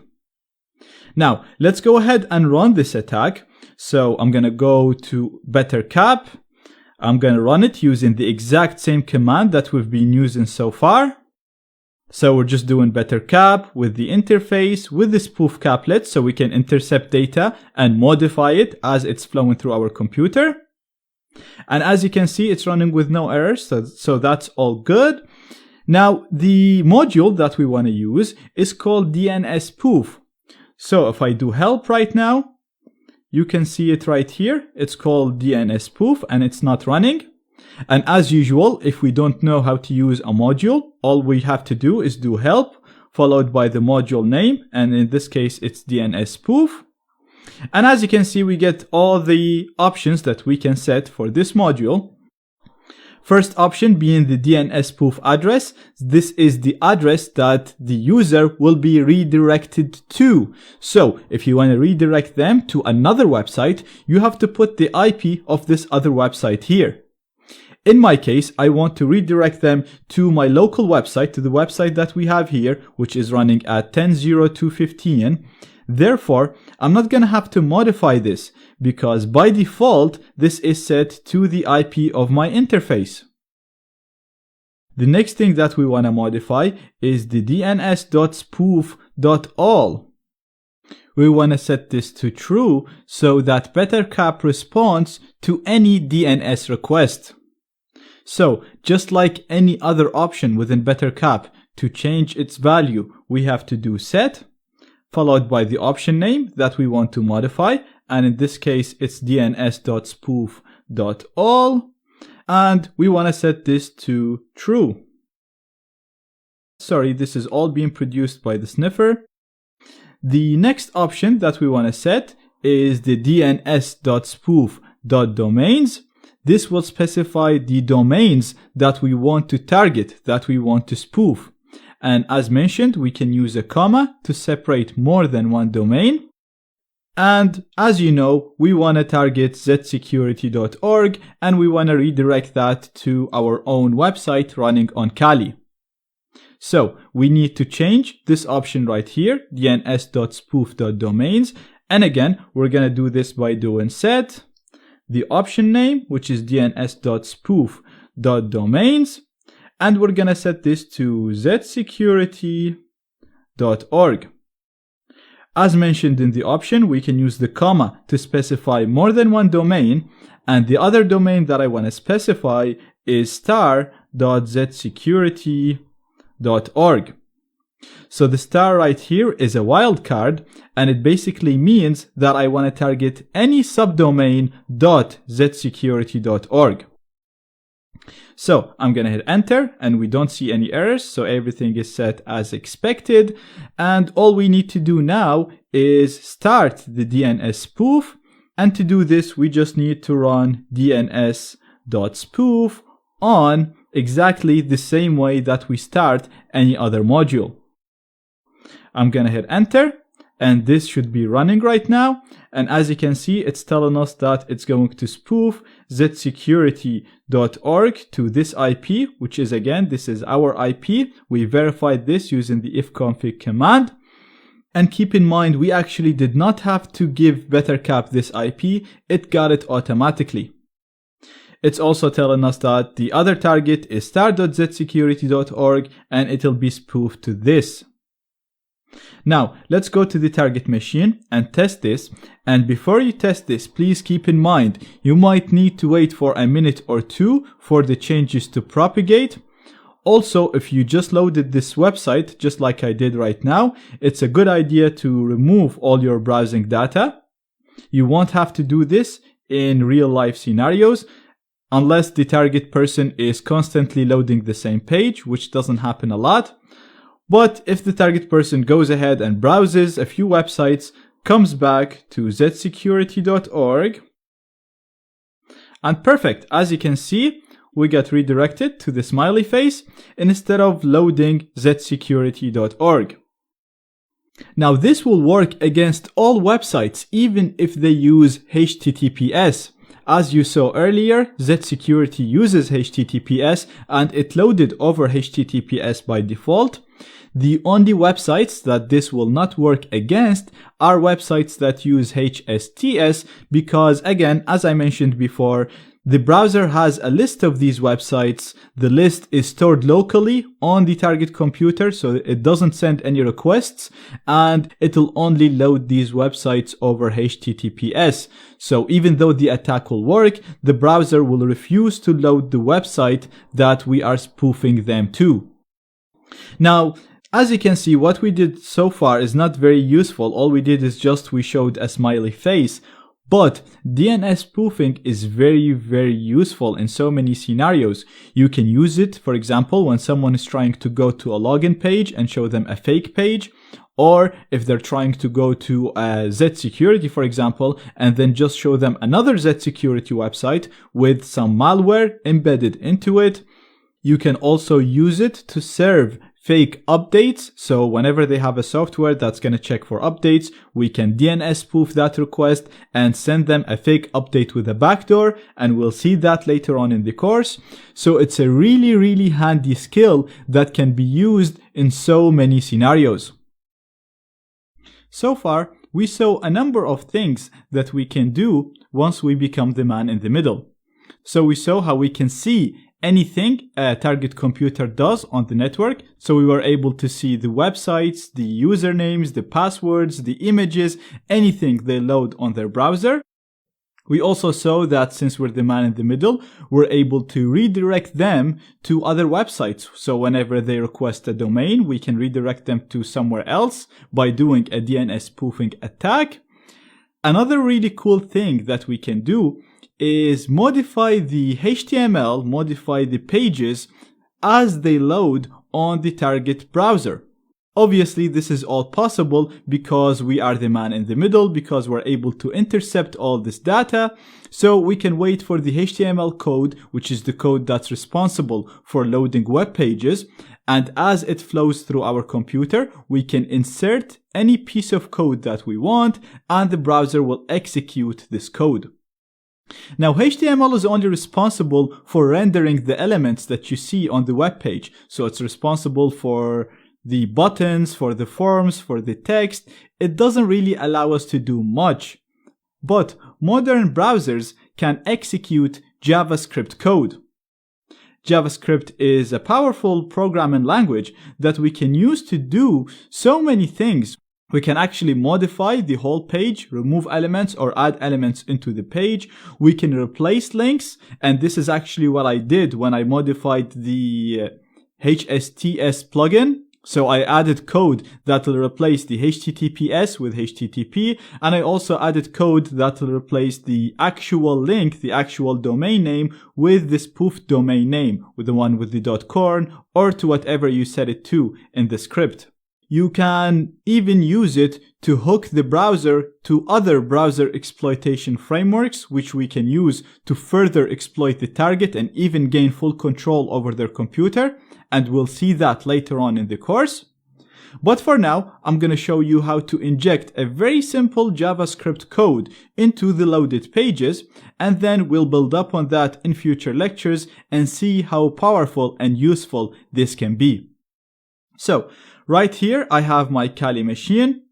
And before I run Bettercap and show you how to inject JavaScript, first of all, we need to have some JavaScript code to inject into the target browser. So I'm going to open a text editor, and I'm going to write a very, very simple JavaScript code. Like I said, we will see how we can use this to run more useful codes, but for now, we're keeping this simple just to see how we can actually run JavaScript code. So all I'm going to do is alert, open a bracket, quotation mark, and I'm going to say JavaScript test. I'm going to close the quotation mark and close the bracket and add a semicolon. So right here, this code, all it's going to do is it's going to display a warning message, an alert message saying JavaScript code. So since we're going to try to inject this code into all pages, every time we load a web page, we should see a message saying JavaScript test. Now I'm going to save this. So I'm going to go to File, Save, and I'm going to put this in my root directory, and I'm just going to call it alert alert.js. I'm gonna hit enter, and that is saved now in my root. So if I quit it, we can see we have the file right here. So this is the file that contains the code that we want to inject into any web page that loads on the target computer. The next step is to go to our HSTS hijack plugin. So as I showed you before, this was in user, local, share, bettercap caplets, HSTS hijack. Make sure you use the one that I included in the resources, not the one that comes built in with bettercap, because the built-in one will not work as you want it. So in here we have the HSTS hijack.cap file. This is the configuration file for the whole plugin. So I'm going to right click this and open it with my text editor. And in here, what we want to modify is the payloads right here. So as you can see in here, it's already injecting a JavaScript file called keylogger.js, but we also want to inject our own code. So I'm going to add a comma here, and I'm going to add star followed by a colon. We added the star right here to say that I want to inject my script into any page that the target loads. If you want to inject your code into specific domains, then you can remove the star and just list the domains that you want to inject this code in right here.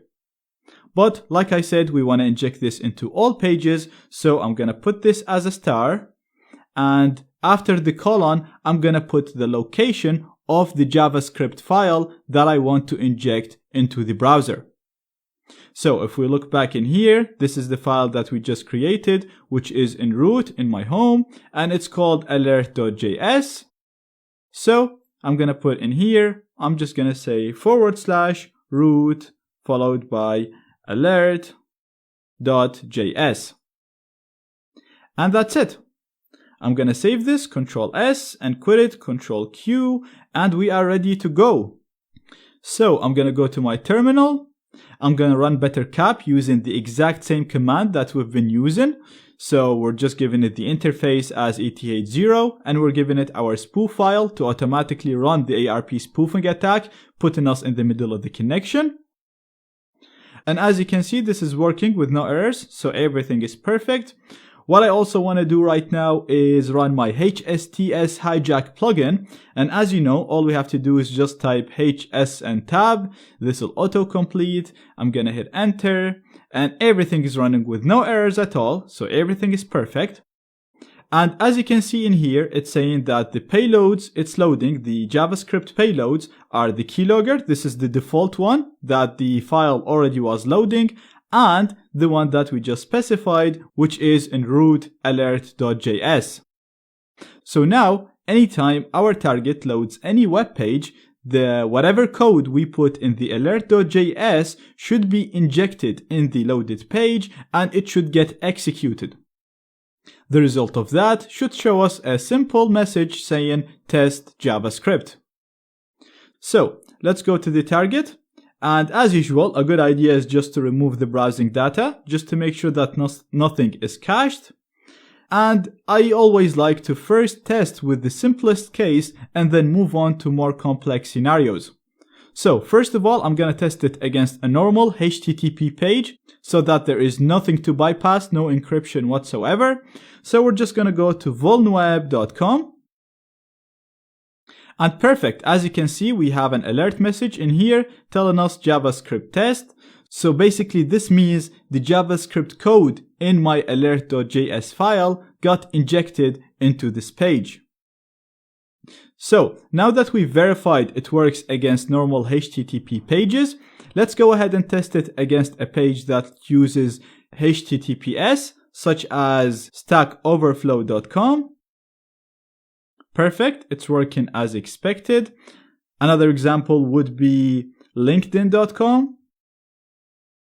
Keep in mind, these websites use HTTPS, and as you can see, we're able to load them with no HTTPS in here, so over HTTP only. So even if you log in right here, you'll be able to get the username and the password as shown before. Finally, let's go and test it against a HSTS website using the partial HSTS bypass method that I showed you. So for that to work, we'll need to go to Google first of all, and we need to go to a Google domain that does not use HSTS, similar to google.ie. This is actually the local Google website for Ireland. And as you can see, the code works. This is fine. Google only uses HTTPS anyway. But let's look for Facebook. Now we know Facebook uses HSTS, and because HSTS is used, we should not be able to inject anything on the website because the browser will only load it over HTTPS. But using our partial bypass method, if I click on Facebook from here, as you can see, the code gets executed because what we're loading right now is facebook.corn, not facebook.com. And as you can see, we get a normal Facebook page again that looks identical. And if you log in, you'll be able to get the username and the password. So as you can see, this will work against HTTP and HTTPS pages, and even HSTS if the target searches for that website, not if they put the domain name in here. So if the target comes in and literally types facebook.com manually and hit enter, the browser will force the HTTPS connection, as you can see in here, because like I said, it has a preloaded list of websites that it can only load over HTTPS. And because the browser is establishing a HTTPS connection, the data will be encrypted, and therefore we won't be able to inject anything in it. In the previous lectures, we learned how to use BetterCap to do a number of cool things.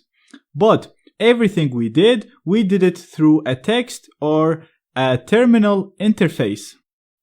There is also a web interface or a graphical interface for BetterCap that we can use to do everything that I showed you so far. The reason why I started with the text interface, because first of all, I actually prefer using it and I use that instead of the graphical interface all the time.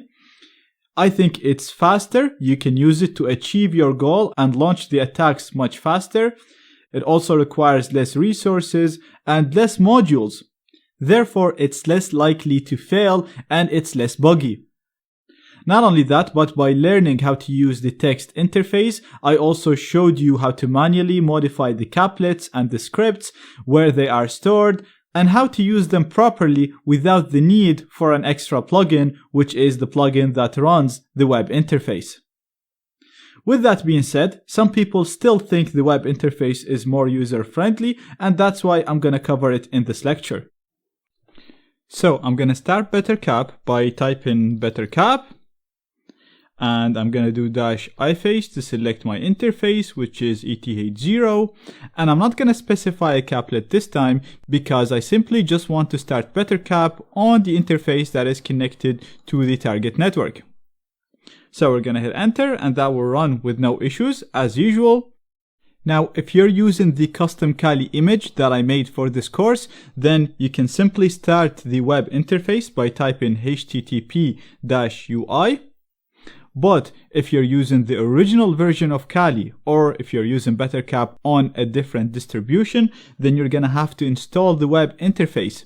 So you're going to have to do ui.update to install it. And then once it's installed, you can simply do http-ui. Now, like I said, because I am using the latest custom Kali that is made for this course, I can simply run it by typing http-ui without having to install anything. And if I hit enter, you'll see that it's going to run with no issues on this URL. So I'm going to copy this, and we're going to go and open it in my web browser. And perfect, as you can see, we get the login page for the web interface.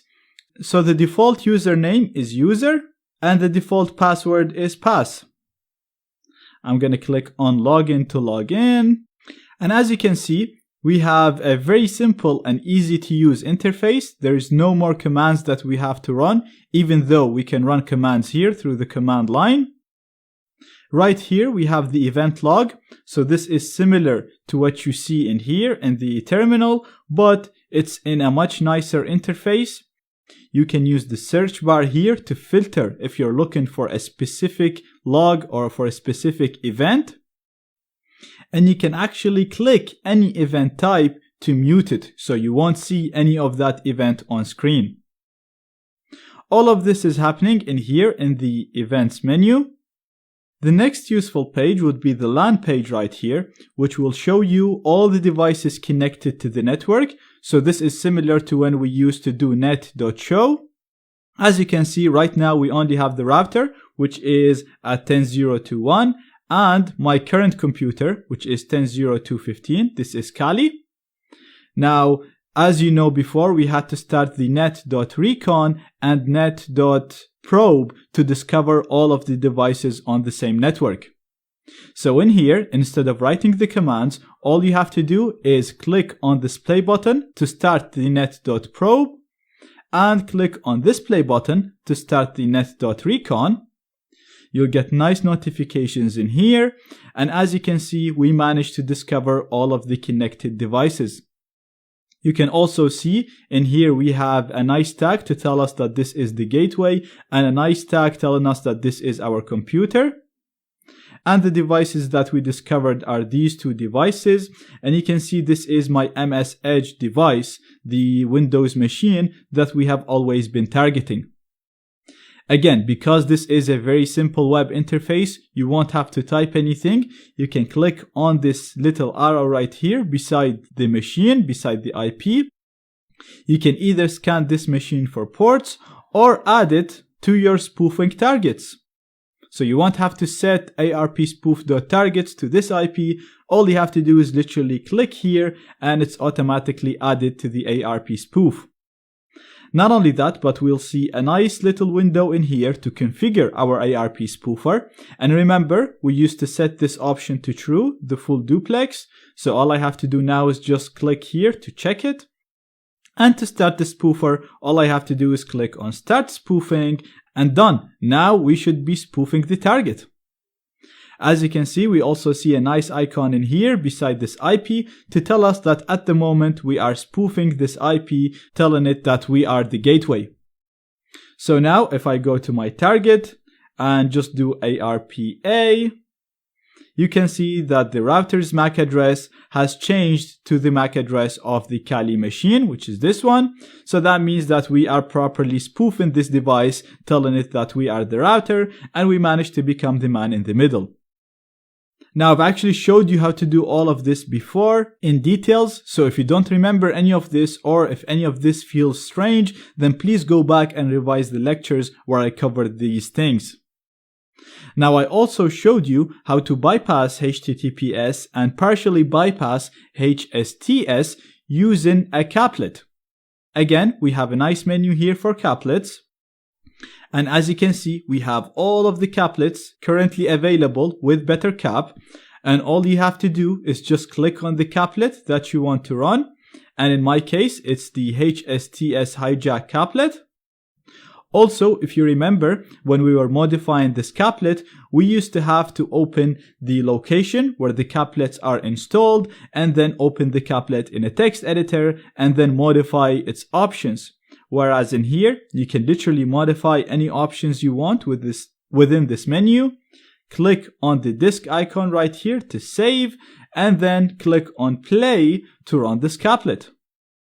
And as you can see, you get nice notifications telling you that everything got executed as expected.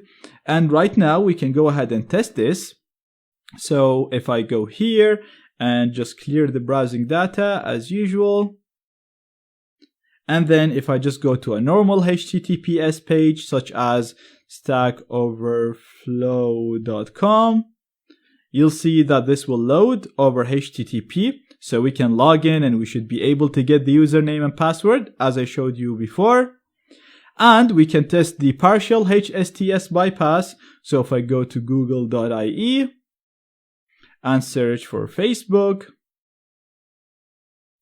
click on the first result. And perfect, as you can see, it's loading over normal HTTP here again. So if I log in, the information will be captured by my sniffer.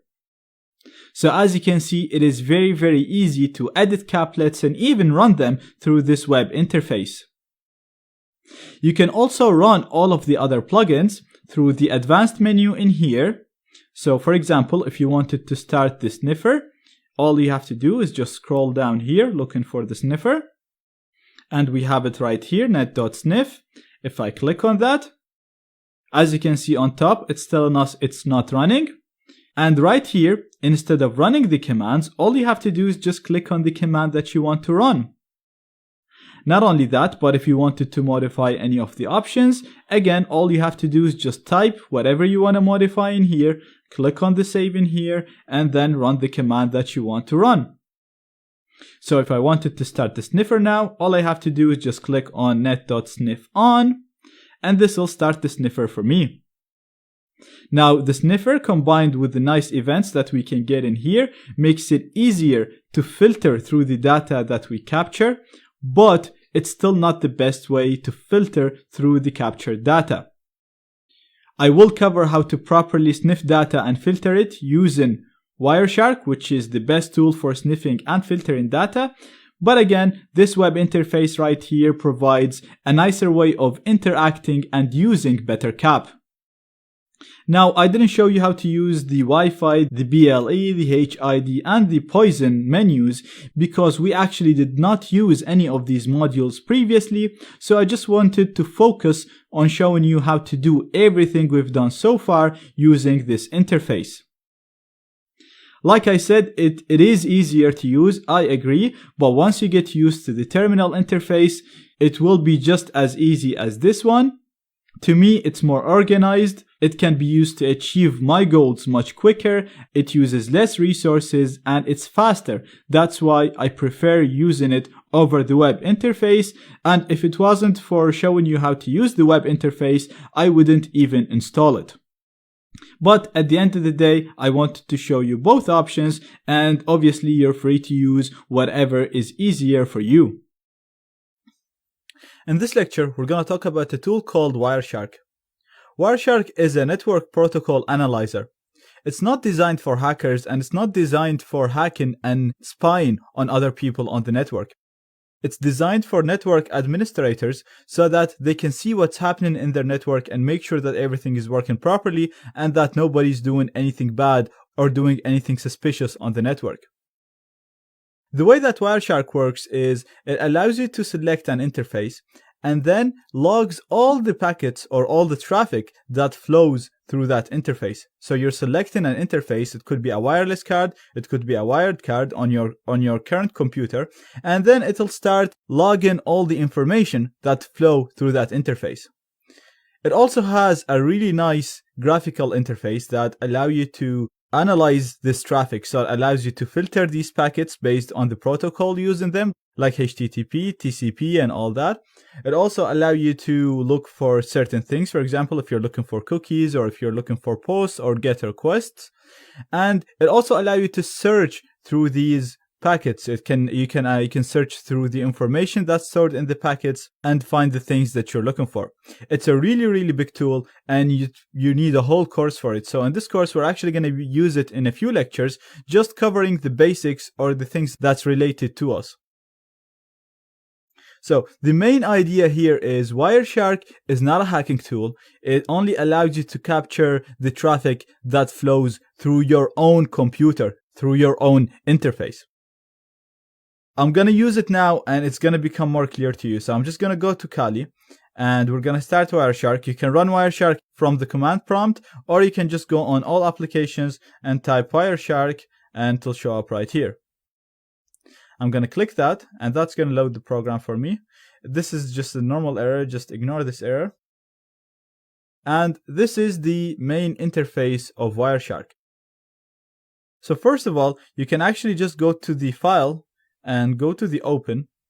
And in here, it'll allow you to open a file that you've already captured. So for example, if you captured packets using a different sniffer, using Aerodump or using Man in the Middle F or using T-Shark, which is the command prompt part of Wireshark. So if you captured packets using any of these programs and you stored it in a file, you can just come in here, open it, and start analyzing that file. This is really handy because sometimes you don't really want to analyze the traffic on the fly. So sometimes you just want to capture it.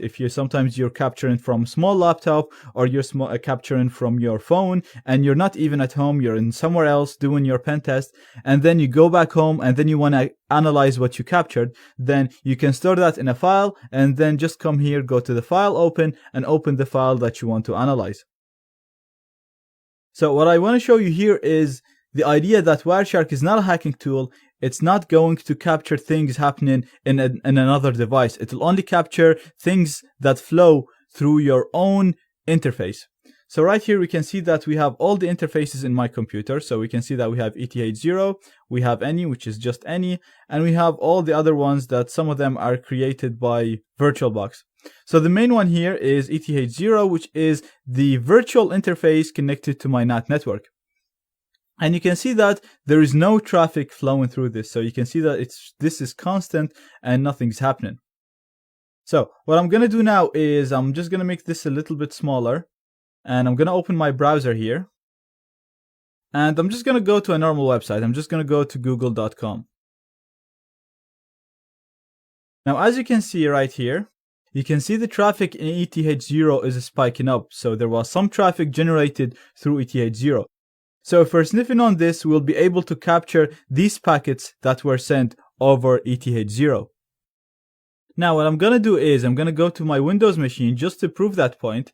And I'm going to browse the website here, and you'll see that ETH0 will not be affected, and the traffic that's generated on this Windows machine, which is in the same network as the Kali machine, it will not be captured by the Kali machine. So if I just go to Google again here,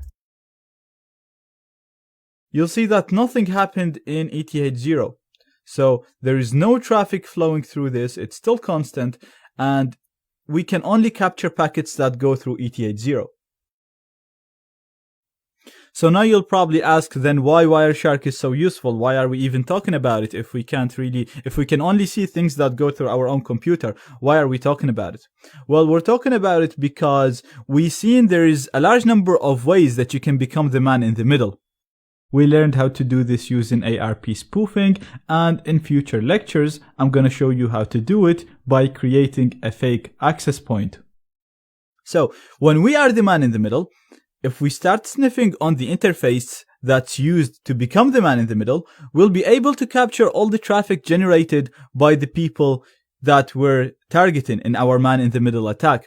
So if you started a fake access point, you can start sniffing on the interface that's broadcasting the signal, and you can capture all the packets sent or received to anyone who's connected to that fake access point. If you became the man in the middle using ARP spoofing, then just select the interface that you used when you launched your ARP spoofing attack. So for now, I'm going to become the man in the middle using ARP spoofing. You can use ARP spoof or bettercap as I showed you earlier, but I'm going to use bettercap using the exact same command that we used to do.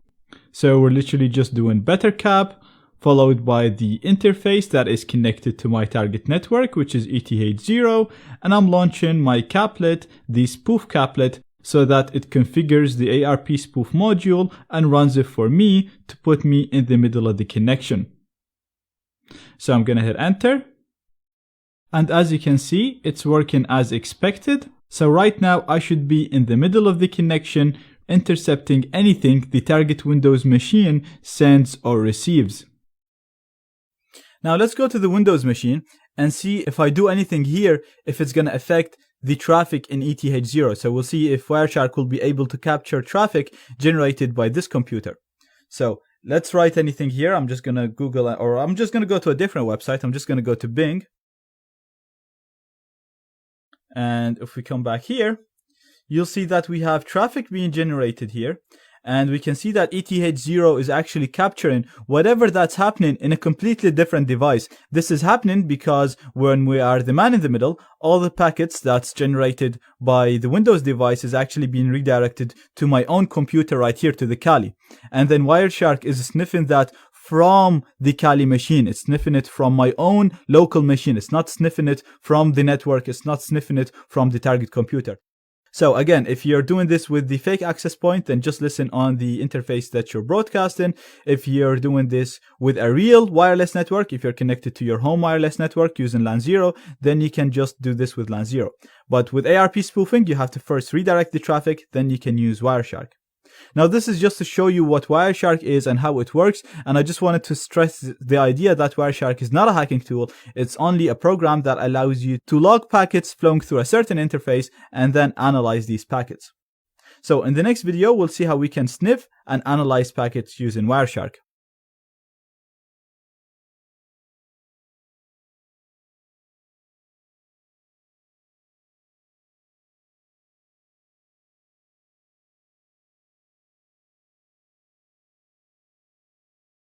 In the previous video, we seen how we can launch Wireshark, and we said that we can actually just open a file that contains packets that we already captured, and we can start analyzing them using Wireshark. In this video, I want to start sniffing packets and then generate some traffic in my Windows machine, and then we'll see how we can analyze these packets using Wireshark. So I'm already the man in the middle. As I said, you first have to be the man in the middle to use Wireshark. And then the traffic that's generated in the Windows machine is actually flowing through ETH0, as we've seen in the previous video. So before I start capturing the packets, I want to go to the options, and I just want to show you what options we can set. So first, you can see all the interfaces that you have, and you can see the traffic generated on them. And you can see ETH0 is actually generating some traffic every now and then because it's actually coming from the Windows machine. So in here, you can select the interfaces that you want to start capturing on, and you can actually select more than one interface, and all you have to do is just hold the control and then click other interfaces that you want to listen on. For example, we can just click them like this. But for now, I actually only want to sniff on ETH0. Now, if we go on the output, you'll see that you have an option to store these packets somewhere. So again, if you only want to sniff and you don't want to analyze things, then you can just go on the browse and you can store the packets that you're gonna sniff somewhere, and then you can analyze them whenever you have the time at a different time. You can just open them with Wireshark like I showed you in the previous video. You can just go on File, Open, and then open the packets and start analyzing them. Now, I have ETH0 selected, and I'm just gonna click on Start. And that will start capturing packets. Anything that's going to flow through ETH0 will be captured, and it will be displayed in here. Anything. I mean, images, pictures, messages, cookies, anything that computer does on the internet will flow through ETH0 and therefore will be captured by Wireshark. So it's not like man in the middle life where it was only showing us the important information. Right here, you'll see anything, all the traffic that's generated. Now, I want to go and generate some traffic on the target computer so we can analyze it here. But before I do that, I'm gonna go back to BetterCap, and I want to start my HSTS caplet so I can downgrade HTTPS to HTTP, because if everything goes over HTTP, we won't be able to see or read anything because, like I said, everything will be encrypted. So I'm gonna hit enter. This will work as expected. We'll go back to Wireshark and let's go to the target computer. I'm gonna go to google.ie and let's search for something. So for example, let's search for Z-Security. And keep in mind, everything is loading over HTTP in here. So that's why we'll be able to read and analyze everything that we're loading right here. Now, let's go back to Wireshark and see how we can filter this information and discover the websites visit by the target, see the requests and all that. So I'm going to click on the stop button to stop this. Now this is the main interface of Wireshark, and you can see that the first thing we have is each one record of this is a packet. Now you'll see here the columns. First of all, here is the number of the packet. So you have this one is number 1, number 2, number 3, number 4. In the time, you'll see the time when this packet was captured. So 0 is when we first started sniffing, and then the time increases as we go down, and it shows when these packets were captured, when they were sent basically. You can also see the source. So this is the device that the packet was sent from. And you can see that this one is not sent from our target. It's actually coming from the internet, from a server that has this IP, and it's going to our target computer, which is 10.20.14.206. You can see the protocol, so it's TCP for this one. You can see that it's ICMP in this one, and you can see that it's ARP for this. You can see the length, which is the size, and you can also see info about this packet. Now you can also notice that these packets have different colors. Usually green is TCP packets, dark blue is DNS packets, and if we go down, we should actually be able to find some of them. And you can see all of these are DNS packets. Light blue usually is UDP, but we don't have any UDP packets at the moment. And you can also see that we have some black packets, and these are TCP packets that had a problem, that had issues. Now I know what you're thinking. There are so many packets in here, and a lot of them might not be useful to you, depending on what you're trying to get. But don't worry about this. In the next lecture, I'm going to show you how to filter these packets to only display the relevant ones and then analyze them to extract the useful information.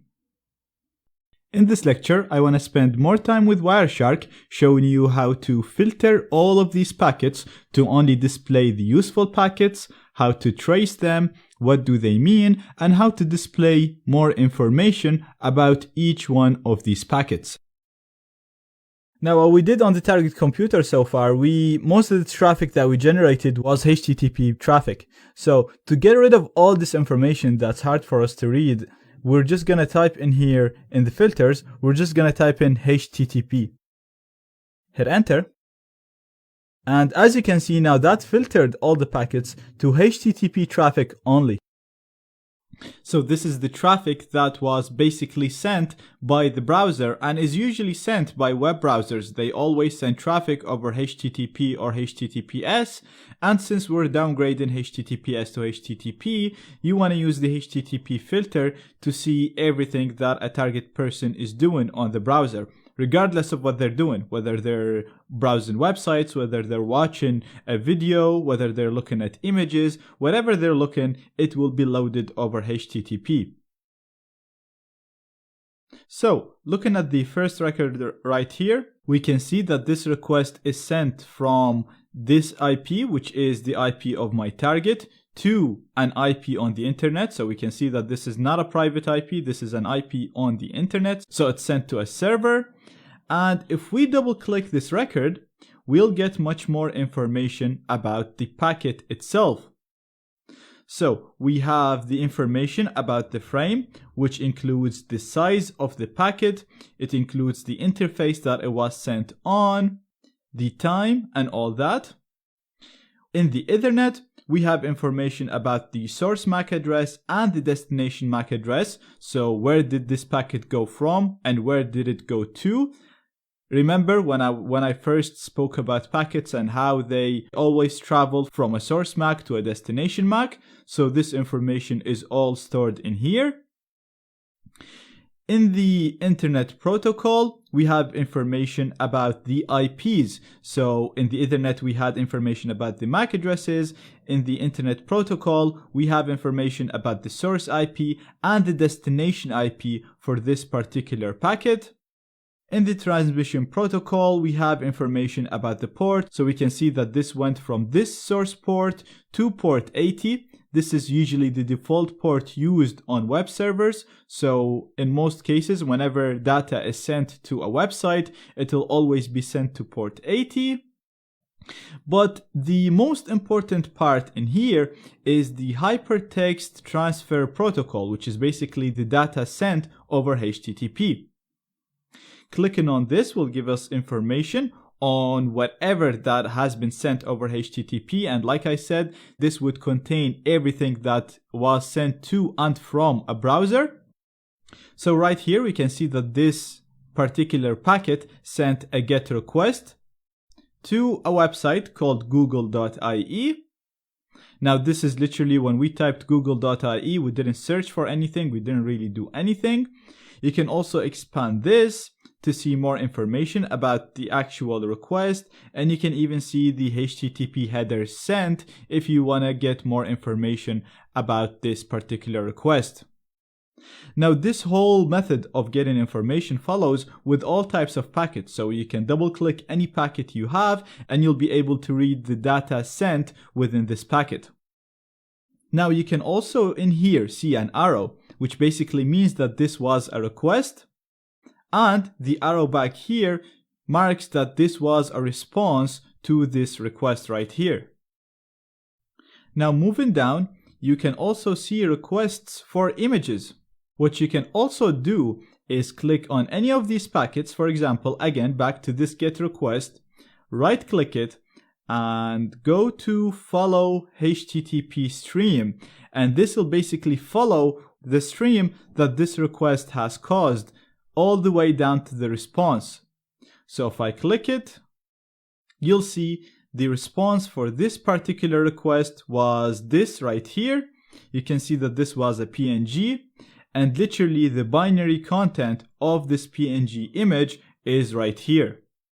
So as you can see, we're literally getting the raw data in here. Now I'm going to close this and go back to what we had, which was HTTP.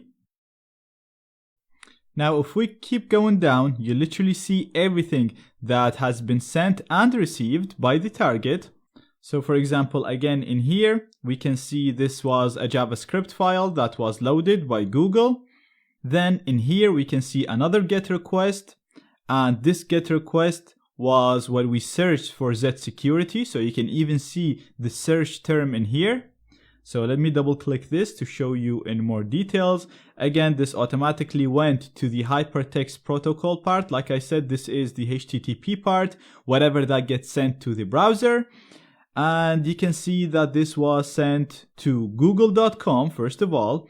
And the URI, so whatever went after google.com was search. And what we were searching for was Z security, which is exactly what we typed in here. Again, in here, you can see the full URL with the search term. This is literally what the user gets in their URL bar in here. So as you can see, Wireshark literally shows everything that flows through the interface. In this lecture, I wanted to show you a quick overview on how we can filter data. And don't worry too much about this. We'll actually be using it more in the next lectures, and we'll see how we can easily use it to filter data and discover useful information. Now, in this lecture, I want to show you how to use Wireshark to discover data sent through forms whenever someone fills up a form. And obviously, this will allow us to get usernames and passwords if people log in to their accounts. So I'm already running BetterCap, so I'm already the man in the middle. And in Wireshark here, I'm just going to start a new capture. So I'm going to continue without saving this one. The filter is already set to HTTP, so it's only going to show me HTTP packets in here.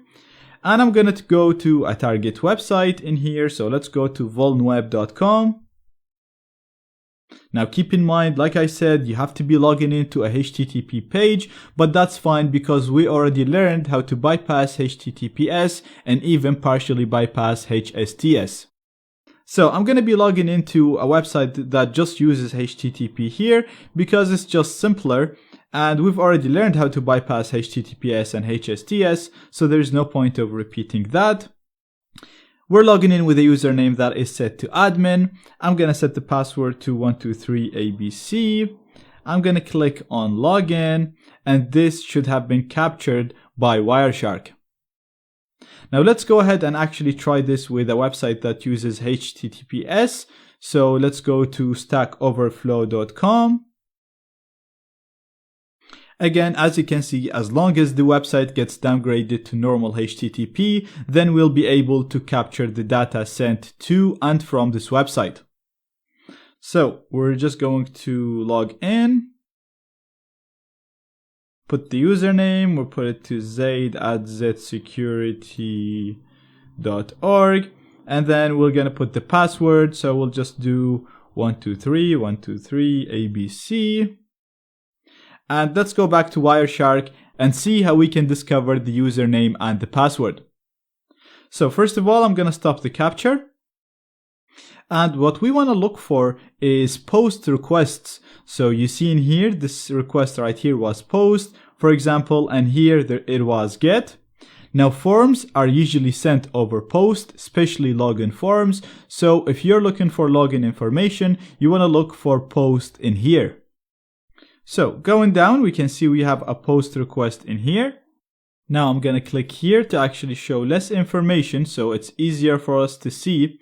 So we can see this post was sent to Google. We're not interested in that. We're looking for stuff that was sent to VulnWeb. So I'm going to keep going. We can see we have a post request here to a login page. So this is definitely interesting. Now if we look down, let me just make this smaller. So if we look down here and look at the HTML form data, you can see that we have a username here submitted to testhtml5.vulnweb.com. The username is admin and the password is 123abc. Now if we scroll down again looking for post requests, you can see we have a post request for a page called users login. So again, very interesting. If we click on this, you'll see, if we scroll down, you'll see we have the email zaid@zsecurity.org and the password 123abc. Again, this just goes to show you that with Wireshark, you'll be able to capture everything. Now, this can actually be very useful because I noticed that BetterCap is great at sniffing passwords and it pretty much gets you the passwords all the time. But in the odd cases, sometimes it was failing to filter the username and the password for me. So with Wireshark, you'll actually be able to get everything that passes through your interface. So what you could actually do is you can just go to your caplet that we always use, the spoof caplet, this one right here, open it with a text editor. And as you know, in this caplet, we turn on our sniffer in here. So we set the sniff.local to true, and then we turn it on. But before turning it on, you can actually set the net.sniff.output to a location for a file that will contain everything that BetterCap captures. So you won't actually have to start Wireshark while BetterCap is working. You can just in here specify a place. So for example, let's say root capture file.cap. And then when you run your spoof caplet, it'll turn on the prop, turn on the recon, run your spoofing attack, putting you in the middle of the connection. It'll run the sniffer as well, and it'll store everything that BetterCap captures in a capture file. Then all you'll have to do is come here, go to File, Open, and open the file that you captured and analyze it as I'm doing right now. So this can be very useful also if you don't have a lot of resources on your computer, or if you had a small laptop or even a phone and you capture data with it. Store everything in a capture file and then just open it in here in Wireshark and analyze it. Now finally, before I finish this lecture, because all we're talking about right now is filtering data, a really useful feature when filtering data is the Control F feature, the find. So you can just press Control F from your keyboard. This will open this bar right here, the search bar, which you can use to find anything within the captured packets. So first of all, I'm going to set the search to search within the packet details. I'm going to keep this to narrow and wide. In here, I'm going to set this to string so that it looks for normal text. And for example, let's say I'm looking for logins that a person named Zaid has attempted. All I have to do is just type Zaid. And if I hit enter, and as you can see, it's taking us to the login attempt when I logged in to Stack Overflow. Or let's say you're looking for login attempts by a person named admin or for a user named admin.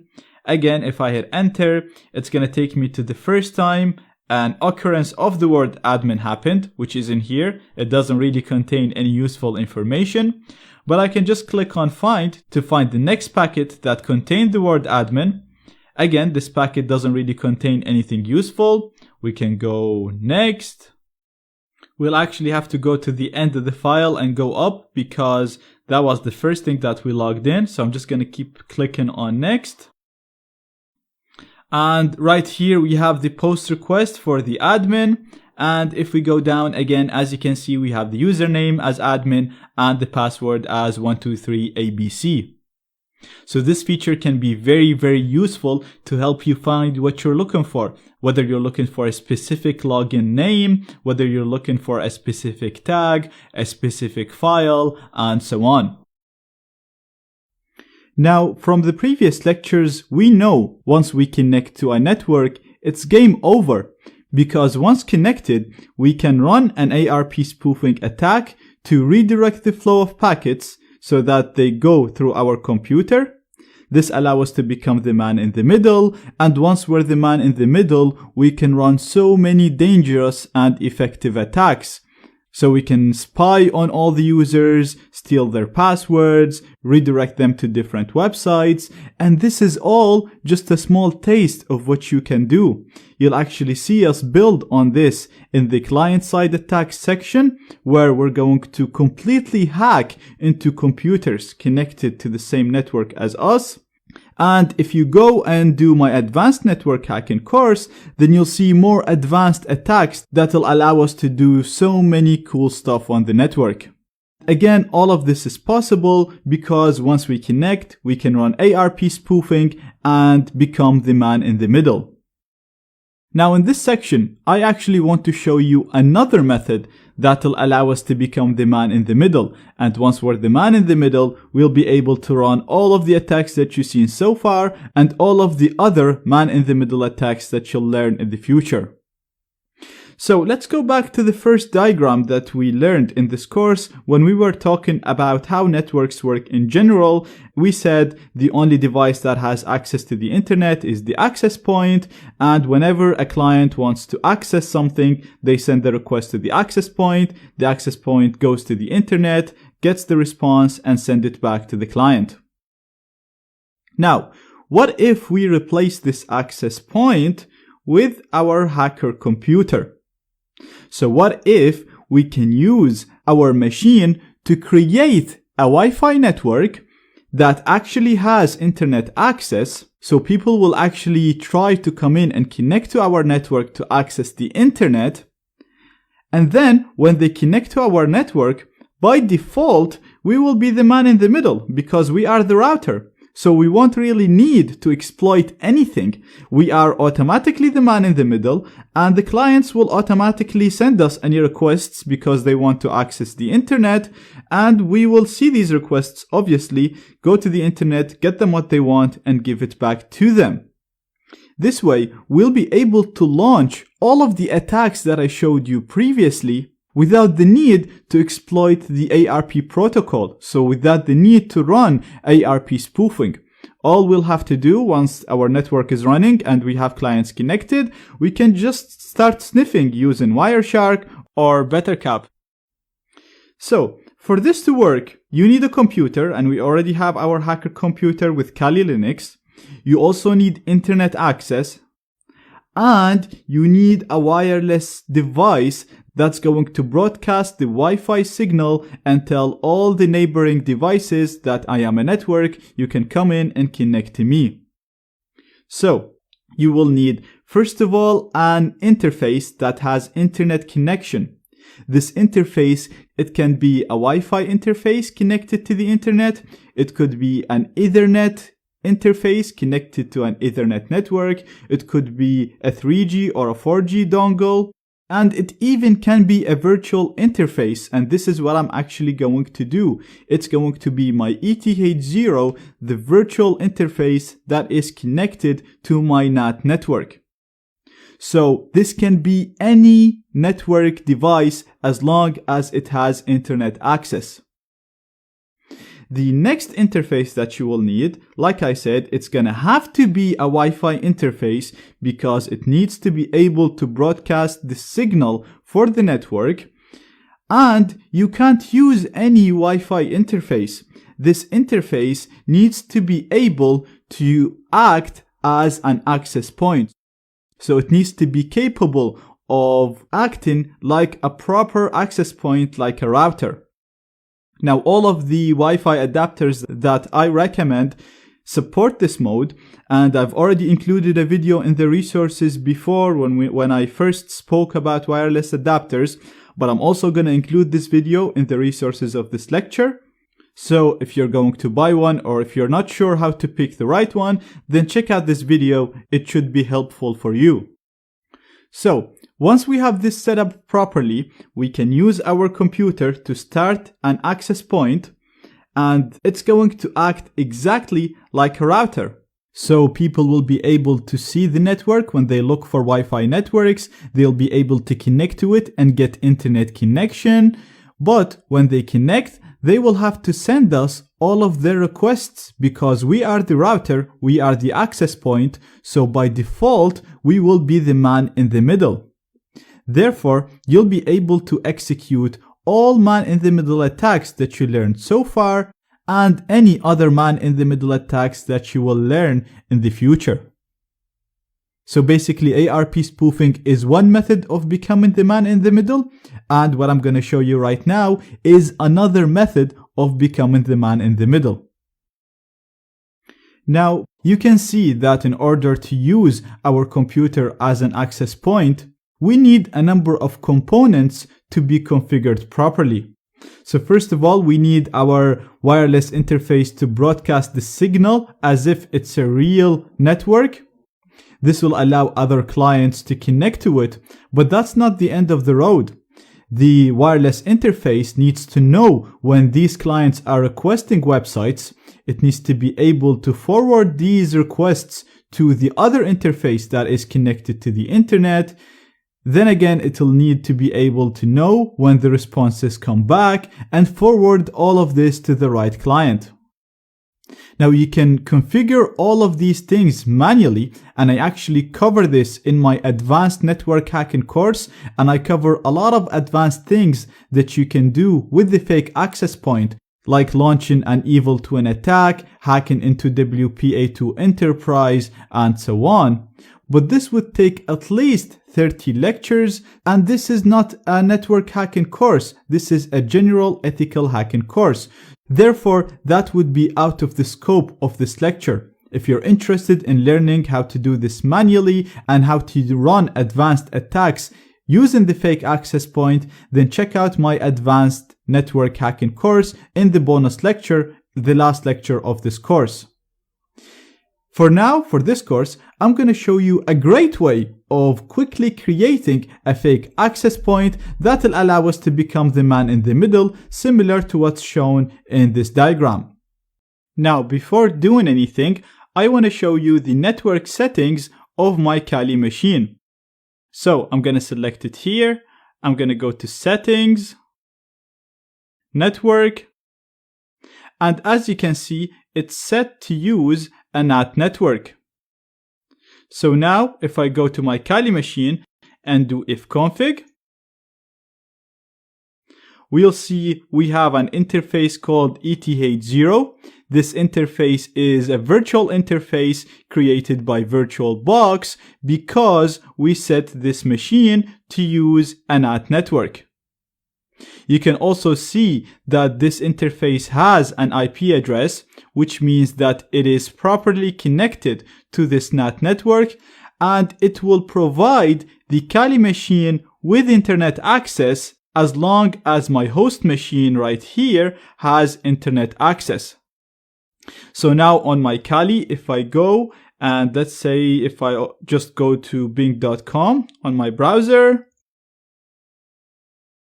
you'll see that I can successfully go to the website because Kali is connected to the internet through this virtual interface that is called ETH0. Now, if we go back to our diagram that shows what we need to create an access point, you can see that we need an interface that is connected to the internet. We don't care what type of interface this is, as long as this interface has internet access. So in our example, we're going to be using ETH0 to provide our fake access point with internet access. The other interface that we need, we said that this needs to be a wireless adapter that is able to act as an access point. Again, if I go back to the result of my ifconfig, you can see I already have a wireless adapter connected to this computer. It's called LAN 0. Keep in mind that this is in managed mode. It's not in monitor mode, and it is not connected to anything. So you can see it does not have an IP address. This is very, very important. It needs to be, first of all, in managed mode, and second, not connected to any network. So even if we go at the network manager in here, you can see we have wired connected. This is my ETH0, and Wi-Fi not connected. Once we have everything configured properly, we can go ahead and start the fake access point. The program we'll use is called Wi-Fi Hotspot. It's pre-installed in the custom Kali Linux that we made for this course. So all you have to do is simply click on Show Applications in here and type Wi-Fi, and you'll have the application in here. Now, if you're using the original Kali, I'm going to include a link in the resources that you can use to download and install this tool. But right now we can simply click on it right here to start it. And as you can see, it has a really nice graphical user interface that is self-explanatory, but I'm just going to walk you through it real quick.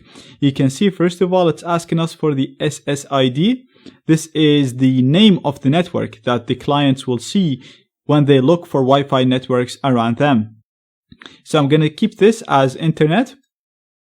Next, it's asking us if we want to have a password on this network.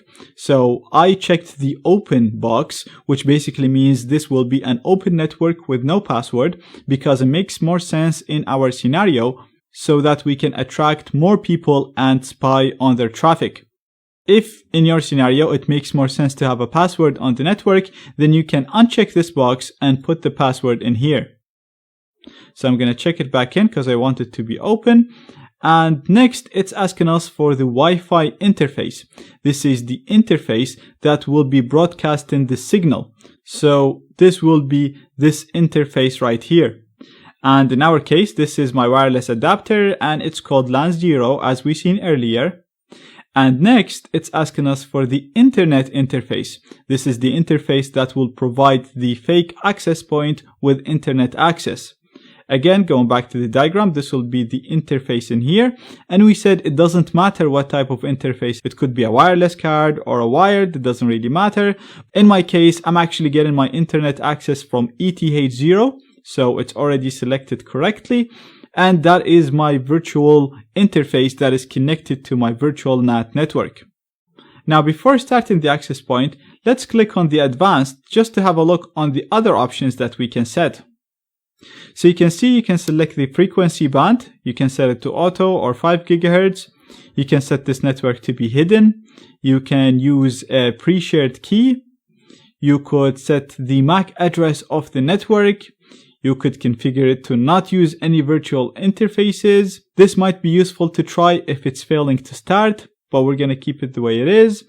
You can specify the channel that you want the network to broadcast on. You can check this box to use MAC filtering and then specify the MAC addresses that you want to allow to connect to this network in here in this box, so that only the specified MAC addresses in here are allowed to connect to this network. Again, we don't want to do this in here. And you can also select the standard in here for the N and the AC. We're just going to keep everything on the default settings in here. We really don't need to change anything in our specific scenario, but I just wanted to go through it real quick just so you have an idea in case any of these options make sense in a future scenario that you'll find yourself in the future. So the main things that you'll really need to set when you're starting a fake access point is the name, the Wi-Fi interface, and the internet interface. And once you're ready, click on Create Hotspot. And perfect, now it's running as you can see, and it's giving us the process ID that it's running through, just in case it freezes and you need to kill it through the terminal. But now we have a fake access point that looks like a real Wi-Fi network with internet access that is broadcasting within our range, and the name of this wireless access point is internet. So let's go to the Windows machine and see if this access point is working as expected. So right here I have a Windows machine. It's another virtual machine, but I have another wireless adapter connected to this machine. Do not test this from your host machine because the fake access point is getting its internet access from the host machine through the NAT network. So if you test this network from the host machine, the network will not work. So either test it from another virtual machine with another wireless adapter, or if you don't have another wireless adapter, then you can test it from your phone or from another laptop or any other computer within range. But do not ever test it from the host machine. So right here, I'm going to search for networks to connect to. And as you can see, I have a network called internet. It does not use a password, so I'm just going to connect to it.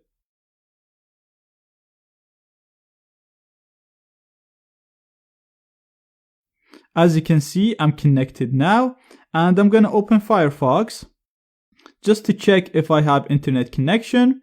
So I'm going to go to bing.com. And as you can see, bing.com is loading, so now I actually have internet access. So now anything I do on this computer will have to be sent to the access point. If I want to access any websites, if I enter any passwords and usernames, everything is gonna go to the access point.